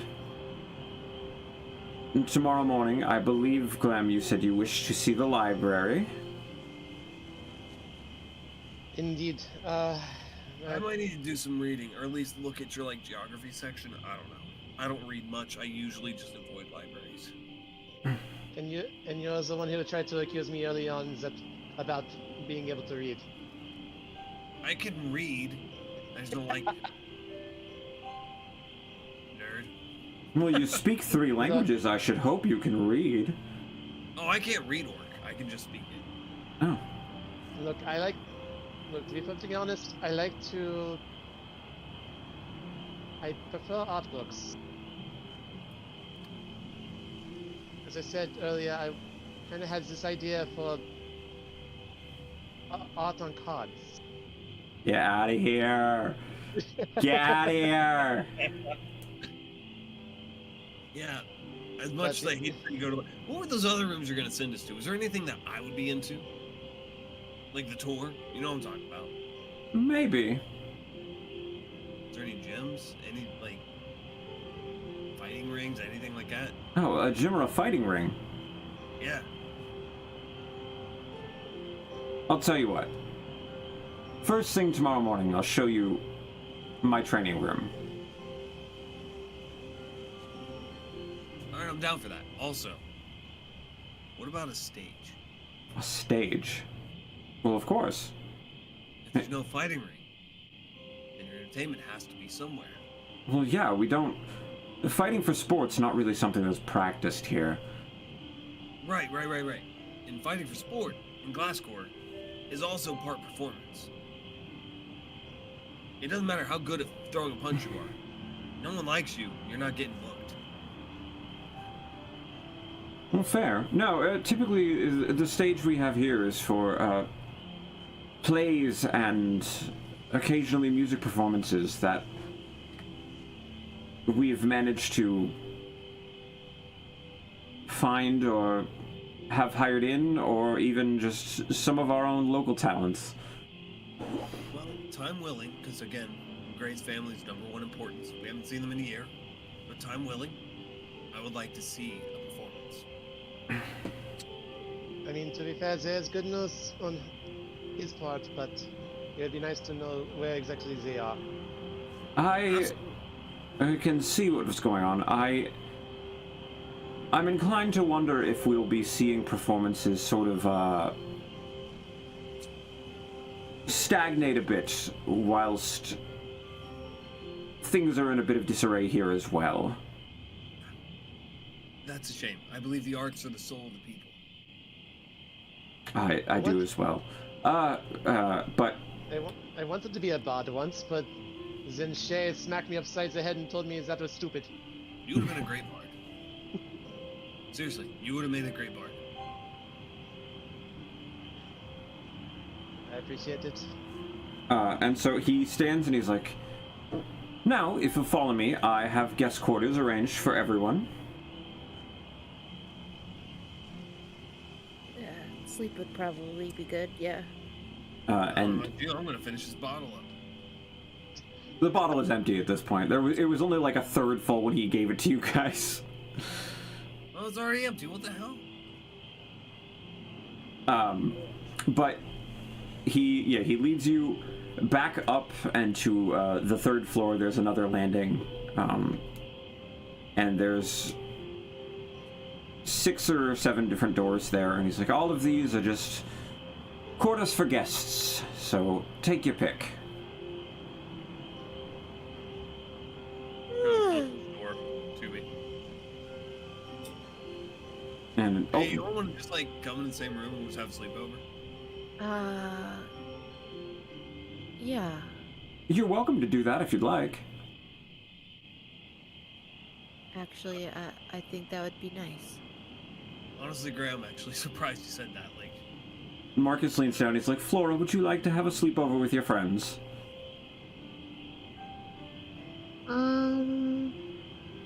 No. No? No. that's fair. That'd be weird. Go sleep in your room, kid. You have a... I'm gonna get down on a knee and get real close to her. You have literally the room of my dreams when I was a kid. Maybe not all the flowers and stuff, but like, it's what you want. Go stay in your room, okay? Okay. All All right, kid. I'll ruffle her hair real quick. Night, Flora. Flora's Sleep gonna run dreams, over and. Sleep dreams, kid. That's literally what he's gonna say. Oh, Flora will run over and hug Gray's leg real quick. Aw. Gray is going to do that like awkward pat to the top of Flora's head. Yo, Marcus. I think you need to read her 3 stories tonight. 3 stories? What do you think, Flora? 4? 3. 3's good, yeah. I agree. I don't know. I think Flora should read me a story this evening. That is sneaky. And then she's doing that little thinking face, like, I can read one in Dwarvish. We can get you a Dwarvish story then. It's been so long since I've heard my little princess read us anything. I'll speak in Orcish again. Marcus, when we leave, get me a book or 2. I was gonna say, as they're talking real quick, Glam's going to mage hand over the rest of the fireworks to Flora. how much fire? You bought a lot of fireworks. How much fireworks is that? Not tonight.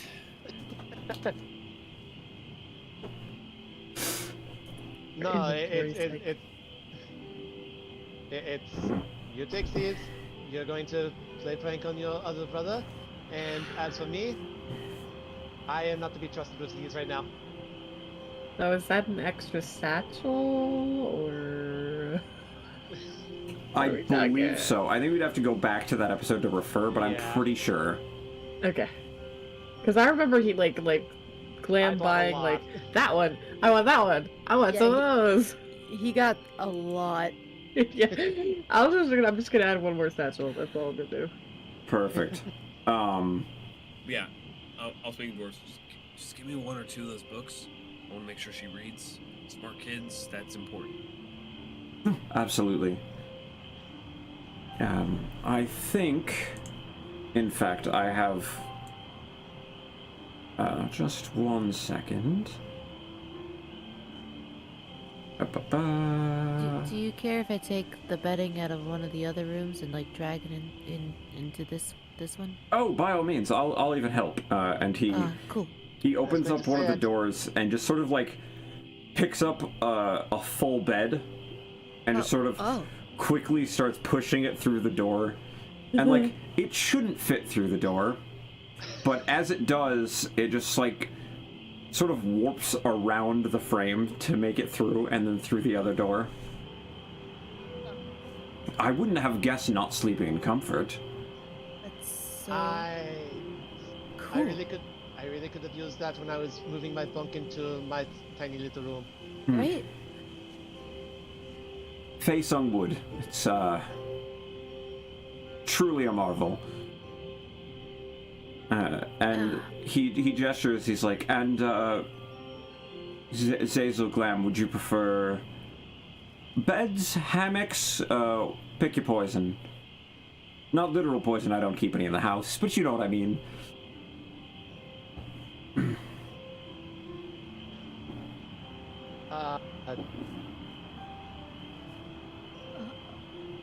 I'm going to roll something real quick. Actually, I know you just moved this bed in here, but I didn't know I could have a choice of a hammock. What is a hammock? Oh, it's very comfortable. It doesn't rest on the floor. It's like a big thing of usually fabric that you can lay in. That's suspended, so it like sways back and forth. Here, I'll just show you. And he walks into the room where he's just put the bed, and reaching up onto the ceiling tiles, he sort of just like pulls down on a board, and when it does, the whole flap flips down, and a hammock drops out of it.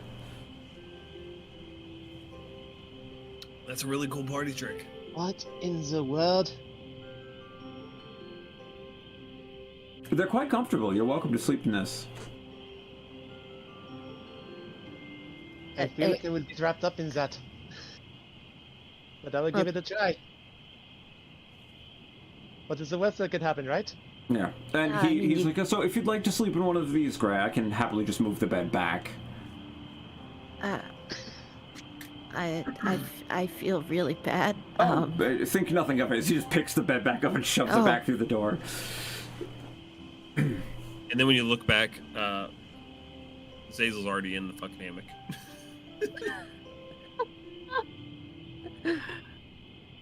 Hammock sleepover. He's like, conveniently, I have more of these, and he just keeps flipping down, and he pulls down 2 more hammocks from the ceiling. Oh my god, that's such a good party trick. I love it. You go to sleep in here too, Marcus? Oh, no, I have a bed downstairs. Oh, come on. How often do you have guests? Not that often, but I have Gray work is that just- needs to get done, and I'd rather not interrupt anyone. You have work that needs... Come on, dude. It's, what, a Saturday? I don't know what day it is. I've been stuck in the woods for like 3 days. And he just kind of holds up a big stack of letters. He's like, I've already probably ignored these too long. Okay. Sorry. Thank you for showing us 2 rooms. You're quite welcome. It is quite appreciated. I am so sorry we are kind of intruding. Yes. And Flora, when you return to your room, you find one other little addition has been added. And it's at the foot of your bed. There is now a very large, very like plush, essentially like fluffy ring on the floor. Oh. And curled up in a ball in it is Muffin. When you said Muffin is gonna be Zazel's, you're wrong. It's gonna be fucking Flora. But he's gonna have appreciation for Zazel. Oh. I'll give him up. I don't care. We're gonna give him a little kiss on the foreheads. Aww. Is Marcus gonna immediately come into the room for stories, or is he doing something else? Yeah, no, he pokes his head in just after he says goodbye to everyone else, and he gestures down and he's like, we used to keep a griffin, and the bed seemed like it could be good use for your friend here. I'm so proud of you for picking up an animal friend. I did not know you had a griffin. Oh yes, she was a lovely friend. Was she yours or was she Eaton's? She was neither of ours, just more like a friend. Oh. So like Muffin. Kind of like Muffin, yes. Yeah. I think we just understand one another. When I got down on the ground and growled at him, he knew. She's like actually demonstrating. Even though Muffin's asleep, she's like in front of Muffin, like doing the same on all fours kind of position she did when she first He saw. just kind of smiles and nods. Yeah. So, and hops up on the bed. Well, I guess sits down on the bed, being that you are gnomish. Smile. And procures a little storybook that he had also kind of stashed away in one of his belt pockets. And he hands it to you, and it's like a little book of Dwarvish, just like folk tales and fairy tales. And he's like, just pick your favorite. Let's see how your reading has progressed. oh. She's gonna choose one about a princess. It's the goose. If you don't know, it's the Goose Girl story. I don't know if you know the story. It's excellent. And Yes. he smiles the whole way through it. And look at you, just so clever. You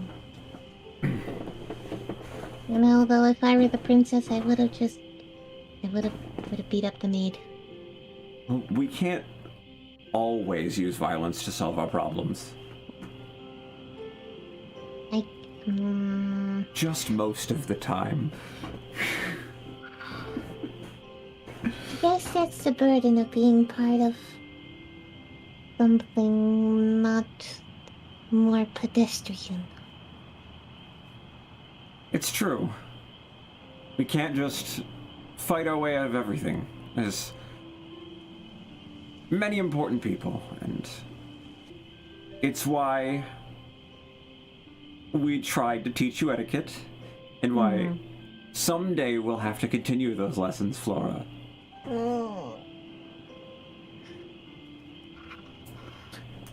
But I think for now,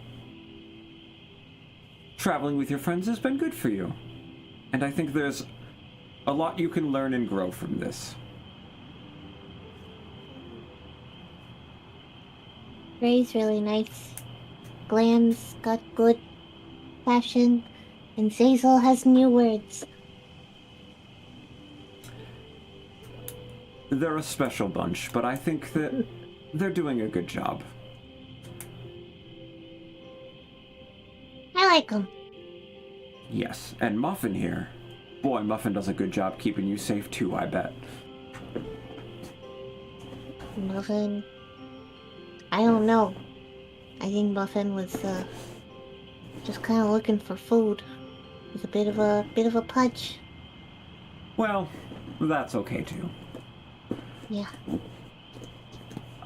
But after story time, he gets you a pat on the head, sort of says a couple of soft words that dim all the lights for you as he steps out.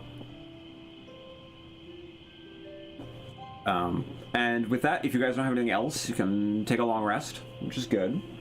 We love long rests. Woohoo! Nothing I'd really need to essentially act out, but if it's okay with you, once Marcus is preoccupied-o, Flora would probably actually try to sneak into Ethan's bedroom and sleep there. Okay, yeah. Aw. Go ahead and just make a stealth check for me. Okay. And she also took his doll. Oh! That's a 2. A 2. And make an intelligence check for me. Oh, that's great. Okay, intelligence. Oh, but a 23! So, you head out of your room, and you think you've been very quiet. And you do remember exactly where you've seen Eaton on a number of occasions stash his extra key. And with no trouble at all, you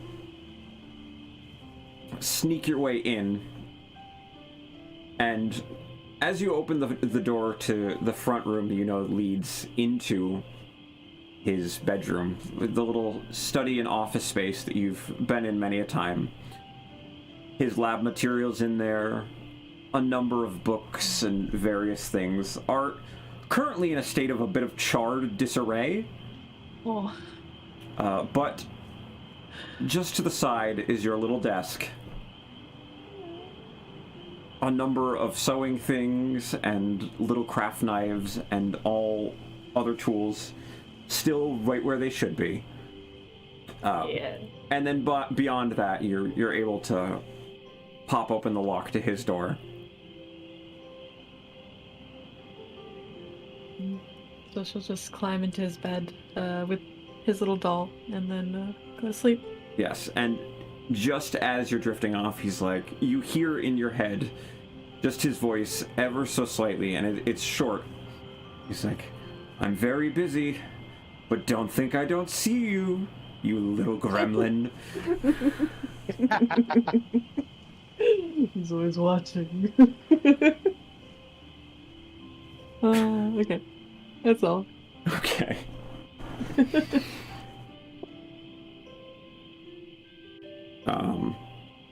But yes, as morning rolls around,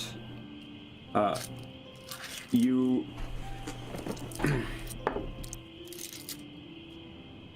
very softly, Zazel, before anyone else, you wake up to just like a soft poking. What? And you see Marcus is standing in the room with a wooden sword in his hand that he's been poking you with, and he just kind of gestures like the shh to not wake anyone else up and asks you to follow him. I'll just shake my head and I'll roll out of bed as quietly as I can and kind of ease my way out, trying to work through the hangover because I'm sure I'm hungover. Then again, let's see what age actually Azazel is. I can't remember how old I made him. Sorry, I'm not used to Roll20. Or not Roll20, but the Beyond. Oh, he's actually 18. No, he's fine. Oh my Completely god, you're fine. 18? Oh, he's so young. Apparently I made him 18. I thought I made him at least 22, but Oh no. goodness, alright. Baby! Oh, Dude, God, like, Glam's he's older ready than to you. go. Baby! What's up, Bob? Why the But- fuck did I make him so young? I can't relate to this guy. He leads you down the stairs and down the spirals to where the center area is, and then as he gets close, he sort of taps a knob on the stairs as he's descending. And as he does this, you see around where the curve would be, sort of a trap door sort of swings open, and lights illuminate down there as he continues down the stairs. Okay, I'll follow him. And it opens up into just a wide, it's sort of grass covered with soft like sunlight globes kind of floating around it. Room, probably 30 by 30. The walls are adorned with essentially wood-shaped versions of any weapon you could possibly think of, and there's a number of training dummies, various, like weights and things to lift. There's actually just like stacks of stones in lieu of traditional like weight, and some archery dummies on the other side as well. He's like, I did say I would show you the training room, so if there's anything you'd like to try, have at it. Yeah. I appreciate that. You're gonna spar with me, right? Sure thing. I've always wanted to learn a rapier. Oh, well, okay then. And he walks over and he picks up a couple of very finely shaped wooden rapiers, to the extent that, like, it is a blunted object, but the wood all the way to the tip has a nice spring to it. I've never used one of these before. I feel like it'd really complement my moveset if I could learn how to use it. I think it's possible. Well, let's give it a go then. What stance do I use with this? And he takes just a moment and he's like, well, there's a number of ways. I suppose the traditional way that those in court would do, and he presents like a standard fencing pose. He's like, sort of to mitigate your body shape versus extending your reach, and kind of walks you through a first couple of steps with it. He's like, all right, well, have at me then. All right, I'll have at him then. Attack roll? Yeah. All right, and I don't get proficiency because I'm not proficient in rapiers, correct? Yes, not presently. Okay. Ooh, shit. That would still be a... Let's see what my bonus is. It would still be a 21. 21. And he's confident, too. He's kind of like sort of easily resting on the balls of his feet, his rapier extended, ready to flick it away, and then you're just a little faster than he anticipates, just quickly bopped in and just bop him on the wrist. Like that? Yes, quite. And I promise, I'm actually proficient with the short sword. That's what they taught me with. I've never used this thing before. aha, and he quickly, like a lightning bolt, snaps in and does essentially like an exact mirror to the move you just did, as you feel that crack of wood just bop you on the wrist.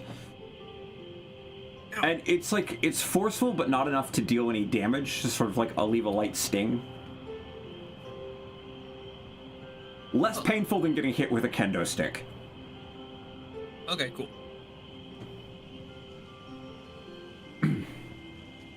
I would love to learn how to use one of these weapons, but I don't know if we have enough time, honestly. Especially because I know we need to leave here soon. Well, should you want to take one with you, I believe that part of our walkthrough today should pass by the singers, the tree singers, so perhaps we can grab you one on the way out. You can practice a little here and there. No. The guy I was speaking of last night, I'm sorry, I was a little drunk last night. The whole situation, I'm sure you understand. It's, there's a lot of confusion all over, and many things are less than ideal. The guy that I spoke of, the one that was a blade singer, that I think is using magic, he used rapiers all the time. That's where I found them, and I was like, I love the dance aspect of it. I feel like I'm light on my feet, I could do that, but besides hitting you, I've never had any success with it. Yeah, well, I mean, practice, that's what they say. And as for blade singing specifically, I've met a few who do it. My specific type of fighting doesn't quite lean into that, but it's a good way to go about it. There's quite a bit of magic in that, more than what I work with on a day-to-day. Marcus, you want to be honest? You want to see what I actually do? By all means. I'll go ahead and put the rapier down. You use whatever weapon you're most comfortable with, because this is going to get intense. And he, with that, continues holding the rapier, and just sort of stretches a little bit, and quickly you can see just from like the clothing he has, it shifts back into that armor you'd seen before. Give me about 6 seconds, okay? By all means. And with that, I will start focusing, and energy starts rising, almost like a fucking Dragon Ball Z character. Wings start just sprouting from my back. Celestial, angelic wings of just light. And as I release, gauntlets just start forming across my arms. My eyes are just now completely lit. Completely. Look at him like, sure you're ready for this? I should be, and as he does, he, still kind of calmly leaning on just his back foot, he does whisper a word. Make a perception check. Okay. That's not horrible. Let me see. My perception is 10. 10? Yes. It's very, very faint, and you can catch just a glimmer based off of the armor.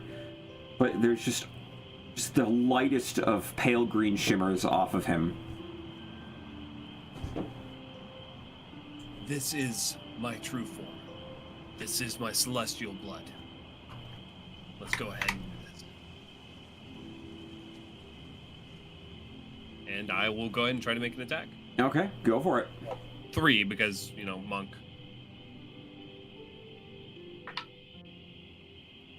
That would be a total of unnatural 20. Unnatural 20.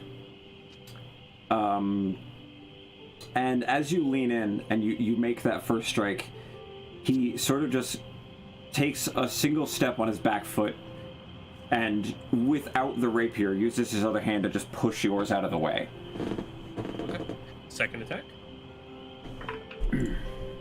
Not nearly as good. That is a 12. That's bad. Yeah, and using some of that momentum, he just sort of rolls a little bit behind you. And third attack, because flurry blows. 22. 22. And you land the third hit, and as I take it, you do spin, are you striking with your hands or feet? Yeah, I'll spin it back and backhand him. I won't try to grapple him this time because I feel like this is just a fair stand-up sparring fight. And as you do, you make contact, and it just you see a little bit of that light green flash against his body, and it's like hitting a brick wall. And he doesn't even shift. He does take force damage. Does that change anything? Oh, well, he'll take the force damage. Okay. Let me see exactly how much that would be. Oh. Rolled a 3, almost perfect. That would be 7 force damage as I smack him, and I'm sure it reverberates against the entire training room as I smack him. It does, yeah. And you hear just the faintest of almost like a cough. Okay. Of course, non-lethal. As he spins back around, he's like, impressive. Very good, very, very good. I don't like using this form. Actually, sorry, it's more than that. It's +3 more, I believe, because of my celestial, so it's... Oh, yeah. 10. I forgot I get an extra for that. Yes, that makes sense. But sure, obviously his health points is going to be way higher than that. Yeah, and like I said, he lets out just like a light cough. He's certainly shocked because he was not expecting to get bopped with that level of like force to it.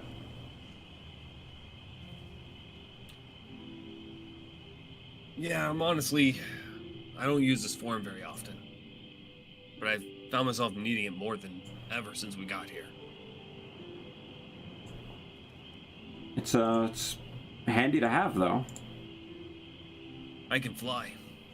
Well, I can't even fly. Well, without help, anyway. I'm sure Marcus, he's a mage. He can just cast a spell on you, right? Indeed. One of many talents. So, would you like a go, or are you trying to just see how much I can do?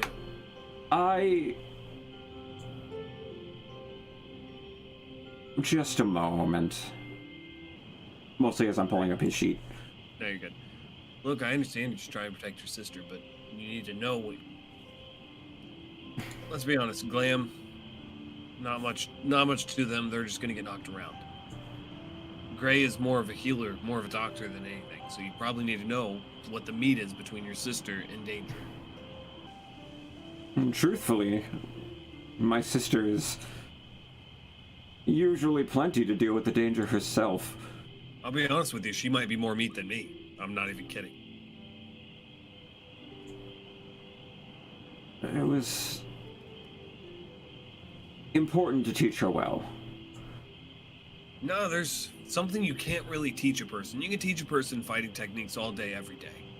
You can't teach a person how to take a hit. There's men I've seen that have the best technique ever. Glass jaw. Knocked out, one shot. Not her. It's true. She's a sturdy little child. That's for certain. Where are her parents? Her parents. You're not a gnome. I am not a gnome, you're correct. You're not her real brother. Regardless, trust me, chosen family's more important. There's...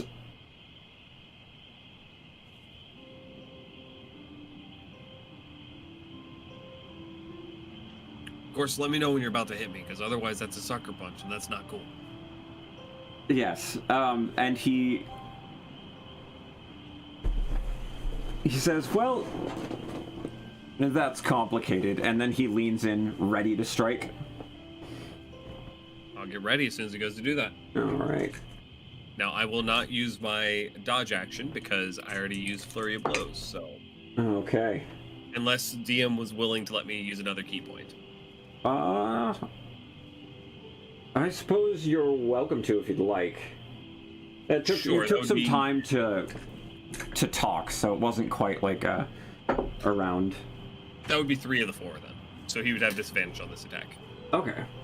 So. And I think all attacks until my next turn. Okay. So that's... Oh, well, that second one was a nat 20. So that... I cannot do anything about that. Well, no, so it was with disadvantage, so the nat 20 wasn't what hit you. It wasn't 2 nat 20s, no. So it's gonna be a 27 I cannot do anything about that either. and a 19. 19, I still think that hits. Let me double check. Yeah, my armor class is good, but not that good. And he still, without doing any real damage, just quickly snaps in and just cracks you on both sides of the wrist. And then make a strength or dex save, your choice. Dex save.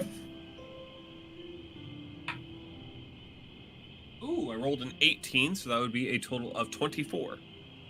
24. And you're just fast enough to pull your hand out as both of those rapier hits snap you on the wrist. Vines start to shoot up from the ground to catch on the spot where he just struck. But you pull away just in time where it succeeds at missing. Huh. That's a neat trick. Comes in handy. Look, man, you strike faster than I've ever seen. It's gonna take me a while to actually match you. I feel like we both were holding back in that first fight. It would be unkind of me to just attack anyone at full board at any time. That was full board that you just hit me with, right?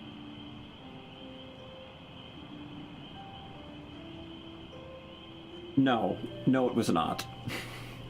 Not including whatever the queen did to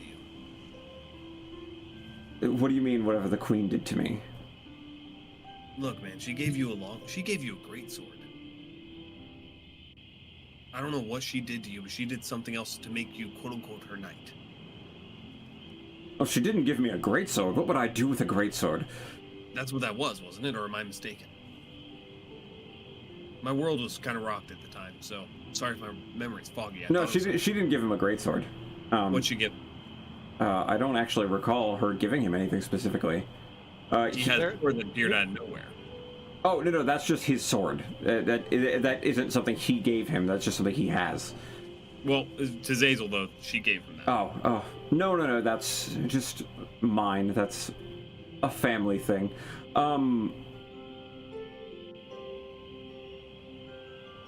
But, no, it's less a... Well, being first note of summer gives me some advantages. My fighting skills are my own. Well, one day, when this is all over, Marcus, you and I'm gonna train hard. I'm gonna match you. I'm gonna be honest with you. I'm gonna beat you. I'm gonna look him directly in the eye when I say that. I welcome the day that it happens. Truly. Not to the death. I would never want to hurt. I honestly never would want to hurt Flora's friend or brother. Well, I appreciate it, and have no fear. There's contingencies. There is a sport, though, in fighting that I thrive for. That's what I live for. I fight not only for coin, but it's the only time I feel like I'm actually in control of anything. It's a good way to be. But here, let's see. And he puts the sword away, and he just, with just open palms, he's like, let's try this your way for just a moment. Dude, if you're not trained in hand-to-hand, it's not gonna go well. It should be all right. All right. What would DM like for me to do? I'll give you a free dodge action, so he'll roll with disadvantage both tries. Okay, cool.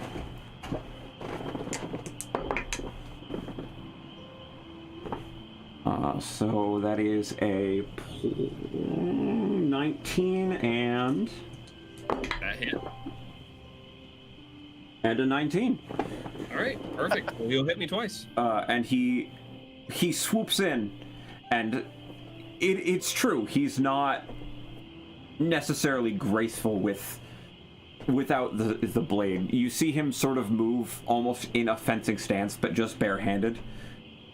But he quickly swoops in, bats one of your hands out of the side, and then just ruffles your hair a little bit and says, "Come on, breakfast time." You could have gotten 3 times.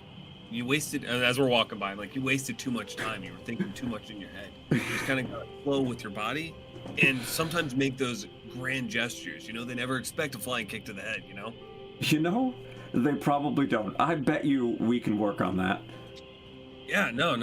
If you want to do bare knuckle boxing, that would be amazing. Once I figured out this whole splitting of the realms thing and I put us, back where we're supposed to be, you and I could do a headlight fight. That would be my dream. That's how I want to retire. He just laughs as he's walking up the stairs. And as he does, his hands are sort of running along the banister and up in the rooms where both you are, Gray and Glam, as well as you, Flora, in Ethan's room. You hear the jingling of bells. Really? So it's a sound you're familiar with. Doesn't mean she likes it. Yeah. Why are the bells? What is that ringing noise? Question: do the bells actually wake Gray up? That's a good question. Good question, because Gray probably stayed up late with Zazel just fucking talking. Yes, they do. They're persistent, and with each ring, just get a little louder until you acknowledge them. It starts off as like a ding ding, ding ding, ding ding, ding ding. And by like the 4th or 5th one, it's starting to like shake the room ever so slightly. And Gray will literally just roll the hammock to get out of it. What? I did a roll on my end. Glam has become entangled in in the hammock, trying to get out. Like, what the fuck? Do you need Gray? do you need help? You look like you need. Here, I'll just. I could probably use some help. That Yeah. Let me just. Your leg is. How did you do that? And I'm just gonna. I have no idea. Above game. I rolled a nat 1. Oof. Yeah. A couple moments later, you guys all hear sort of bellowing from the kitchen area, where Zazel, you followed him in, and it's already ready, sitting on plates nice and warm. He's like, "I've made pancakes!" And I helped! I would like to imagine like Okay, this little small burnt pile of pancakes. That is the actuality, but Zazel's actually just piggybacking off of his hard work. Oh, no. So, before you had even gotten up, these pancakes have been ready and just sitting on a plate, staying warm. So when I say that, I'm going to look at Marcus and be like, prove I didn't. I'm just in my head. Zazel helped! Zazel is the little girl from the Shake and Bake commercials. 100%. Gray is just walking into the room, yawning. Hat currently missing. He doesn't know where it is. Hair. A little crazy town. He's not really awake yet. He's just gonna flop down. Alright, well, it's just after dawn. The sun is out. Wait, what? Yeah, What man, is we've already fought. Like, come on. What the fuck is it done? What time do you normally wake up? Normally around, I would say, lunchtime? No. What do you're wasting the whole day. You don't do a morning run? Like, I skipped my run today, but Marcus and I, We bonded a little bit. We sparred a little bit. We're good to go, right, man? And I'll give him a swift elbow real quick. He sees it, acknowledges it, and just lets it happen. And he goes, "It's true. And one doesn't keep a queen waiting, and we'll have a meeting with her at some point today, so I figure we should be ready before then, shall we not?" Whoa, we have a meeting with her? Well, yes, you asked her for things yesterday, and she will want to see you again. I thought we were just going to go to Gray's parents. Well, we've been making inquiries. I believe that Torella has done more than I have. I do remember Marcus mentioning we were going to see her again today. I don't remember that at all, but then again, I don't remember much. I was a little drunk last night. And also, I've taken the liberty, should any of you want them, I did have a couple of sets of clothes ordered for you, should you want them. Just some new things. It looks like you've been traveling in just, a couple of sets, or maybe one set for a bit. You're not wrong there. Glam just looks down at their clothes. I will take it, however, my clothes actually repair themselves. A nice set of clothes. At the very least, I would Slowly probably taking pancakes with your chin on the table, Gray. Yep. I would probably prefer bath more than anything else. If you could clean these clothes. But no, you know what, though? I think getting Oh, exotic no, clothes... no. Zazel snaps their fingers against your clothes, and about a square foot of them are now clean. That's why I love you, my friend. But what I'm saying is, if I were to get some clothes from the Feywilds, that would kind of be impressive, you know what I'm saying? Oh no, I'm not saying no to some new clothes. I am always up for new clothes. Oh, hell yes. Gotta look fly, right? You gotta look as good as you can. Ray's just giving a thumbs up. And for each of you, he's procured a similar outfit. They're all cut sort of close to the style that you already wear. For Zazel, it's got those loose-fitting spots for both your arms and legs, where you'll be able to just have full freedom of motion. For Gray, it's layered sets of green and brown leathers. He's like, and if the color's not quite to your liking, I think we might be able to adjust that. And for Glam, he holds up just like a simple, shirt and pants, and then with it, a new flowing robe, similar to what your character wears, that is, fashioned to look almost like falling autumn leaves. Pretty. Would you consider these fine clothes, DM? Yes, absolutely.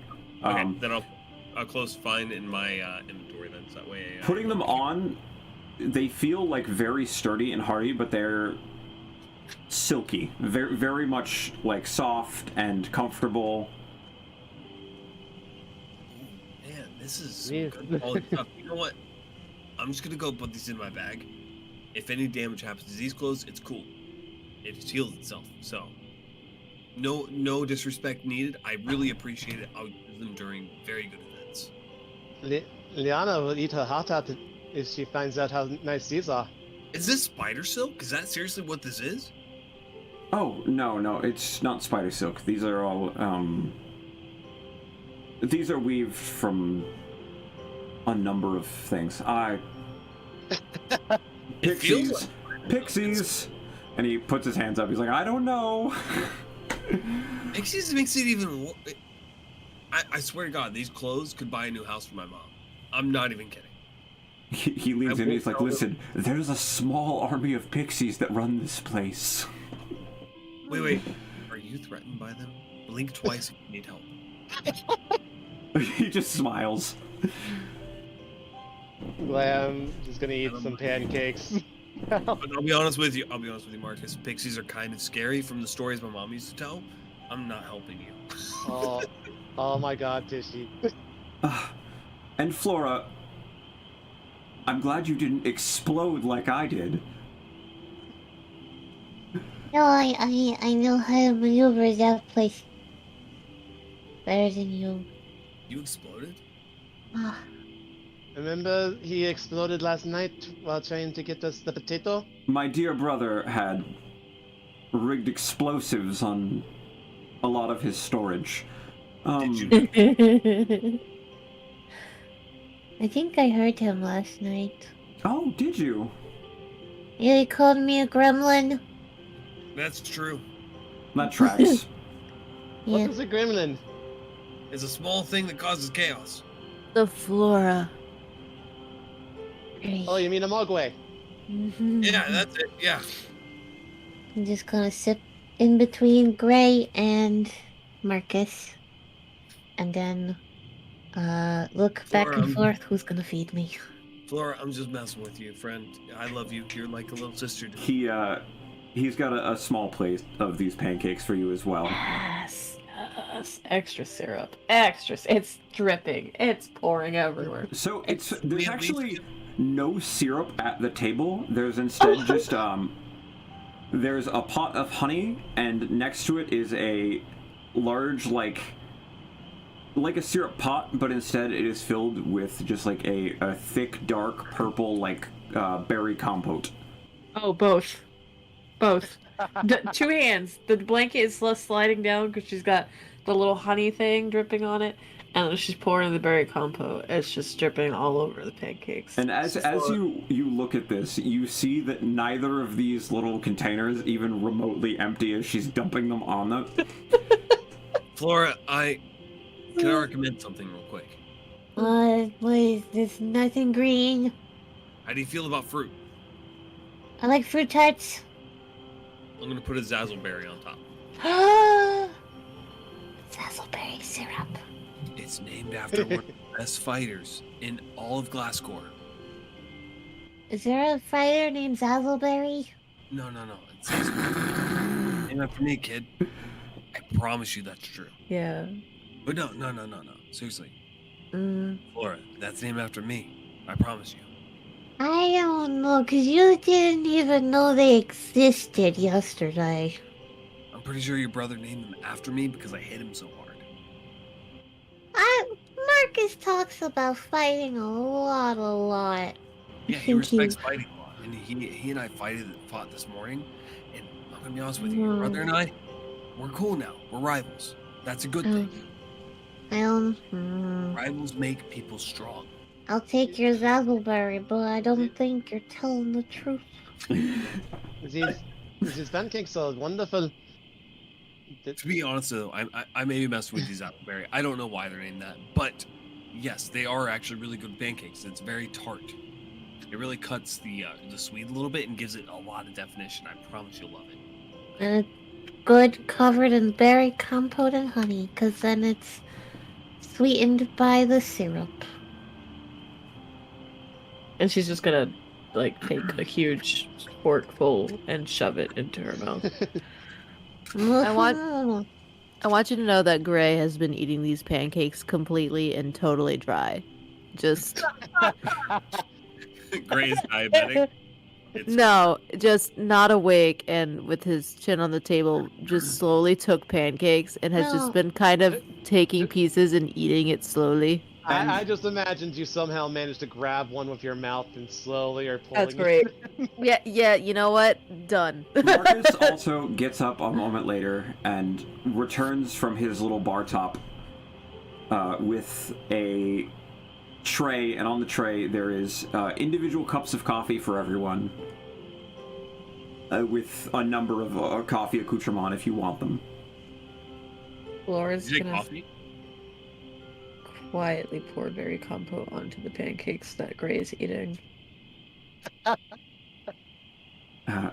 He's Great. We'll just continue to eat them. He's not really paying attention. Just slowly pull them in. As he sets it down, he's like, of all of the things Feywild in and out, there is nothing I think I like more that comes from the mortal realm than coffee. Grace is gonna do grabby hands for coffee. He just Fucking adorable. softly slides one over to you. He's gonna take it and bring it towards himself. And Do not- contemplate how he's supposed to drink it without lifting his head before grumpily doing so. I do not believe taking Gur some ever coffee. served this coffee. Well, it's bitter. It'll wake you up. You can add sugar. It goes well with milk. Some people add So- honey. Some people add butter. So, wait, butter? It's Wait, true. wait. Some people That's add a real berry thing. compote. Add what you will. Enjoy. So, what you're saying, this is just like Gur if I accidentally wake her up in the morning. Got it. DM's personality bleeding. There is no worlds that I will ever craft that have no coffee unless there are post-apocalyptic hellscapes. And even then, there might be coffee. Hey, I just realized something. What's that, little one? I think Ethan really is watching.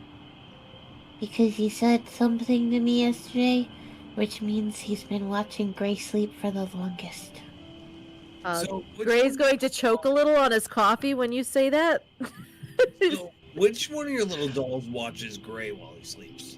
This one, And she'll hold up Ethan. Ethan Ethan watches. actually want to watch Gray sleep, or is that Fla- just you thinking Ethan wants to watch Fla- Gray? Floor- Nah, Fleur, does he is am I act? It's always you, Gray. I don't know why. It's always you. I'm prettier than you. I don't know why they don't put it for you. But hey, Prettier is than that- me. I take offense. Gray, look Gray at my is that- hair. It's fucking. Gray is very pretty. No, don't get me wrong, Gray. You're beautiful. You're beautiful. Handsome, I'm not sure which compliment you really honestly go for. Our group, minus the kid because that's fucking weird. Our group is very pretty. I'm pretty. You're beautiful. Rude. See, Flora, according to some people, it is very bad for adults to say that. I guess you could say I'm. To tell a Like kid that the they're lady. pretty, like that's confidence boosting, my friend. Yeah, I'm a little lady. Yeah, she's a little lady. Look at her. She's Right, cute. Marcus? I'm a lady. You guys look around, and Marcus is not in the room presently. Where's Marcus? Oh, No, Drat, you're Drat, I was beautiful, going- great. Like, I was come on, going- I'm the prettiest of us all. I was actually going to ask him if these clothes could, perhaps, actually, fit various body shapes. Dude, they're clothes. And like 2 minutes later, he comes back in with just like a number of pouches and things in his hands. He's like, yes, they should switch sizes. Sorry, lots to do today, so checklist time, shall we, friends? I know that you want to check out a library, correct? We? Yes, I want the rest of your tour as well. We will see what we can get to. The library is part of the tour. I believe we wanted to go see the wood shapers, the singers. Yes. I do believe that was on. Wait, I don't. no, I wasn't. I wasn't here for that conversation. I don't really care for the wood singers. Maybe Gray, do you care about the wood singers? The what? Huh? The people that sing houses into existence. I think it's what there are. And also the practice rapier above game. I Cool. really would love a rapier, but that's metal. That's not wood. No. You must be careful with your words. You will very much upset someone. We should check them out, Zazel. But a wood rapier will get snapped in half, right? And he holds out his hand, and that very, very, very beautiful rapier you had seen previously, he's like, and he twirls it, kind of around his hand, and then holds it out to you, and he's like, take a look. I'll grab a hold of it and I'll take a look at it. What do you need me to Okay. roll? Okay, seriously, where does that thing come from? You make an investigation check. Investigation. I don't think I'm very good at that, but I'm pretty good at wisdom, so let's see. Investigation doesn't matter, that's intelligence, so this is gonna be bad. Yeah. No, it's not gonna be bad. That's a 12. That's mediocre. Yeah, not Hey. bad. As you look it over, you can see that on first glance, you definitely thought it was made entirely of metals, but as you look at it, the blade itself is very, very finely wrought, but it is made out of what looks to be like a very, very dense, like deep, deep black wood grain. Wait. And there's like filigree running through the blade all the way up to the point. And it's like actual pieces of wood grain vine that wrap around the basket hilt of it as well. And then it's inset with emeralds all around it. This is ironwood. Well, it's some manner of wood. They sing this into existence. It's not anything traditionally that you could get elsewhere. Okay, well, in the mundane world where I'm from, we call this ironwood. It's wood with the same density of steel. It's not common. Well, yes, that's if we were to get a weapon for you, it'd be made of that. It wouldn't be made of like. We're not just gonna pick up a stick and hand it to you. No, what I understand that. What I was trying to say is like what we were sparring with. That was not dangerous. That was blunted on purpose. Well, yeah. This But is different. If you want, we can get you not quite this. This is an heirloom, but we can get you one a bit simpler, but with the same pointed edge. As long as it's sharp. I mean, Well, I certainly. prefer to hurt people, but if I have to, I will. Well, weapons are in fact designed for hurting people. And if you want me to protect your sister, you can get me something that can hurt me. Well, let's work on that. And then he snaps his fingers and the sword vanishes again. And he looks I over will to you take and he all goes, "It's just an enchantment on the blade." Okay, I was very curious if it was anything like this, and just holds their hand out, and the revolver appears. Their hex gun. Yes. And looking at it, he goes, "Not quite, but similar." The enchantment similar or the weapon similar? The enchantment similar. It's a rapier. That's a gun of some sort. From my investigating in your blade, that thing is sharp regardless if it's enchanted or not. Oh, well, yes, it's very much also still just a sharp weapon. I don't mean to insult you. I will absolutely love to wield one of those weapons. Wood. I know there are some people who have, how you say, a bit of a bond with the weapon. Mine is more full-on magical. No, this is more of a direct communion with the weapon itself. So, out of character, how many times has Zazel, considering he's been in the military, seen an actual firearm? It's probably infrequent. Maybe like twice. So this is like the second time you've seen it. Yeah, barring him, you would have seen it maybe one time in like a practice. I'm really curious how you got that, Glam, because like that's a prototype weapon that the military's working on. I know, Jay decided to, when we made our little deal after he won his game with me, this was part of it. Alright, so I know your Shay, for example, is somebody who is about the equivalent, Marcus, I with all due respect, I'm literally small mortal brain, slightly lower than a queen of the courts, is that correct? They definitely have their influence, for sure. So their influence, could it extend to the mortal realm, to where they're actually designing them? Because I've shot one of those. I'm not great with it, but I've shot one of those. I honestly do not know. To be fair, You don't load that thing, though. I've never seen you put a shell. no, I just Sorry. I Packing think, powder. like, I think about it, and there are a couple of rounds that appear in the chamber, either one for an electrical attack or one for a bit more forceful. So do Or, you, or I can also change its shape and shoot some ice out of it. And they will transform it into the rifle form. that's weird. I've never seen that before, but I have seen the handheld version. I've shot it. Huh. Yes, this is. I do It's not. pretty- Isn't that neat? Oh, it's very neat. What I we do not. do, I will pack say and that. powder.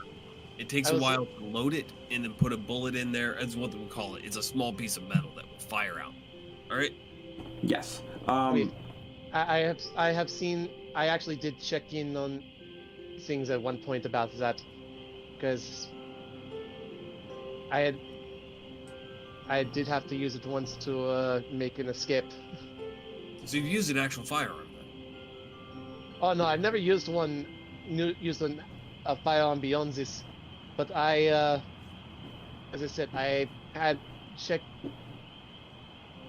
God's the words. I was in a guardhouse once, getting basically winning some money, as it were. And You robbed the one of, bank, dude. no. One of them got a little upset that I kept winning, and decided to pull out a normal version of one of these. Oh, yeah. Again, they're prototypes. You did what you had to do. I don't care. I really don't care about that. And honestly, the laws of Glasscore, fuck them. Not letting us go outside. We would have known. We would have been able to expand the city. We would have made it a better city. But back to the weapon.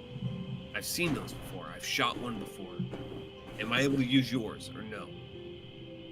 That is a good question. I know I could let you hold on to it for a bit, but I do not think it could go very far away from me. I don't want to use it. You're much better at it than I am. But like, you're. I want to say God, but you're not a cleric. What would you call them? He likes to refer to himself as a patron of gamblers and casinos. So, I guess you could call him that, a patron. So you're a patron. Do you think he has any connection to the actual Glasscore army to create these, or do you think they're replicating in something in his image? I'm not asking for That- truth. I'm asking your opinion because I trust you. No, to me, I honestly would have to ask him about that myself. If you want my opinion, then honestly, he has probably one off of some fool military man who went into one of the casinos and decided to put it up as a collateral. If that's the case, honestly, let's try to get your patron to stop helping Glasscore army.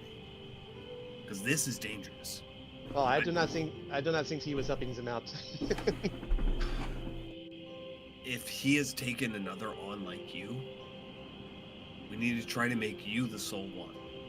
Because this is dangerous. The amount of destruction, this does more than a bow. Do you understand what that means for an army? Oh, I am well aware of what this thing can do, as you have noticed. It is far more dangerous than I had really ever thought it would be. That's why I choose my fists to fight. It's the least damage possible. If I can get a hold of the firearm, though, like that, I absolutely would use it, if needed. I don't want to hurt anybody. I used to be able to run away most of the time. Now, it's a little bit less likely. Also, I am also going to pull out their deck, or their regular deck from their pouch, and spread the cards out on the table. Two of them, you'll notice, are completely black, and two have 3 jokers on them rather than the single one. Something is going very weird with the with my cards as well.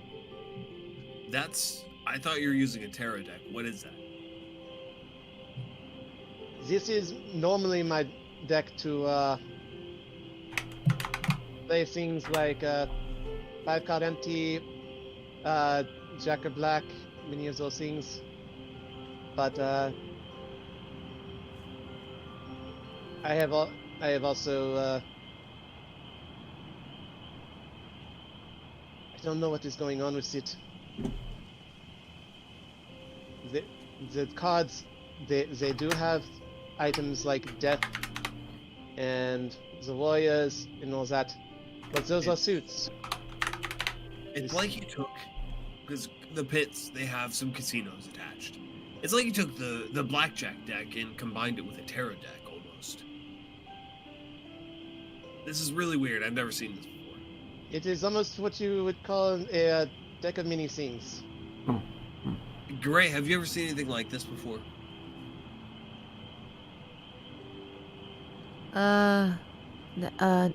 No.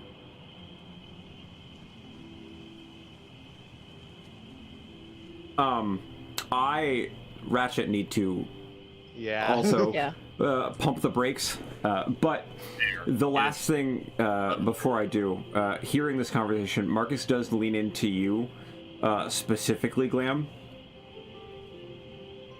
And he just kind of quietly whispers in your ear, and should you ever wish to perhaps have magic beholden to a better source, don't hesitate to ask. Oh, Gasp. what's that? But with that, Raise I my gotta end eyebrow here. at that. Bye! Thanks for Bye. hanging out. Bye, Okay. thank you. Bye, Ratchet.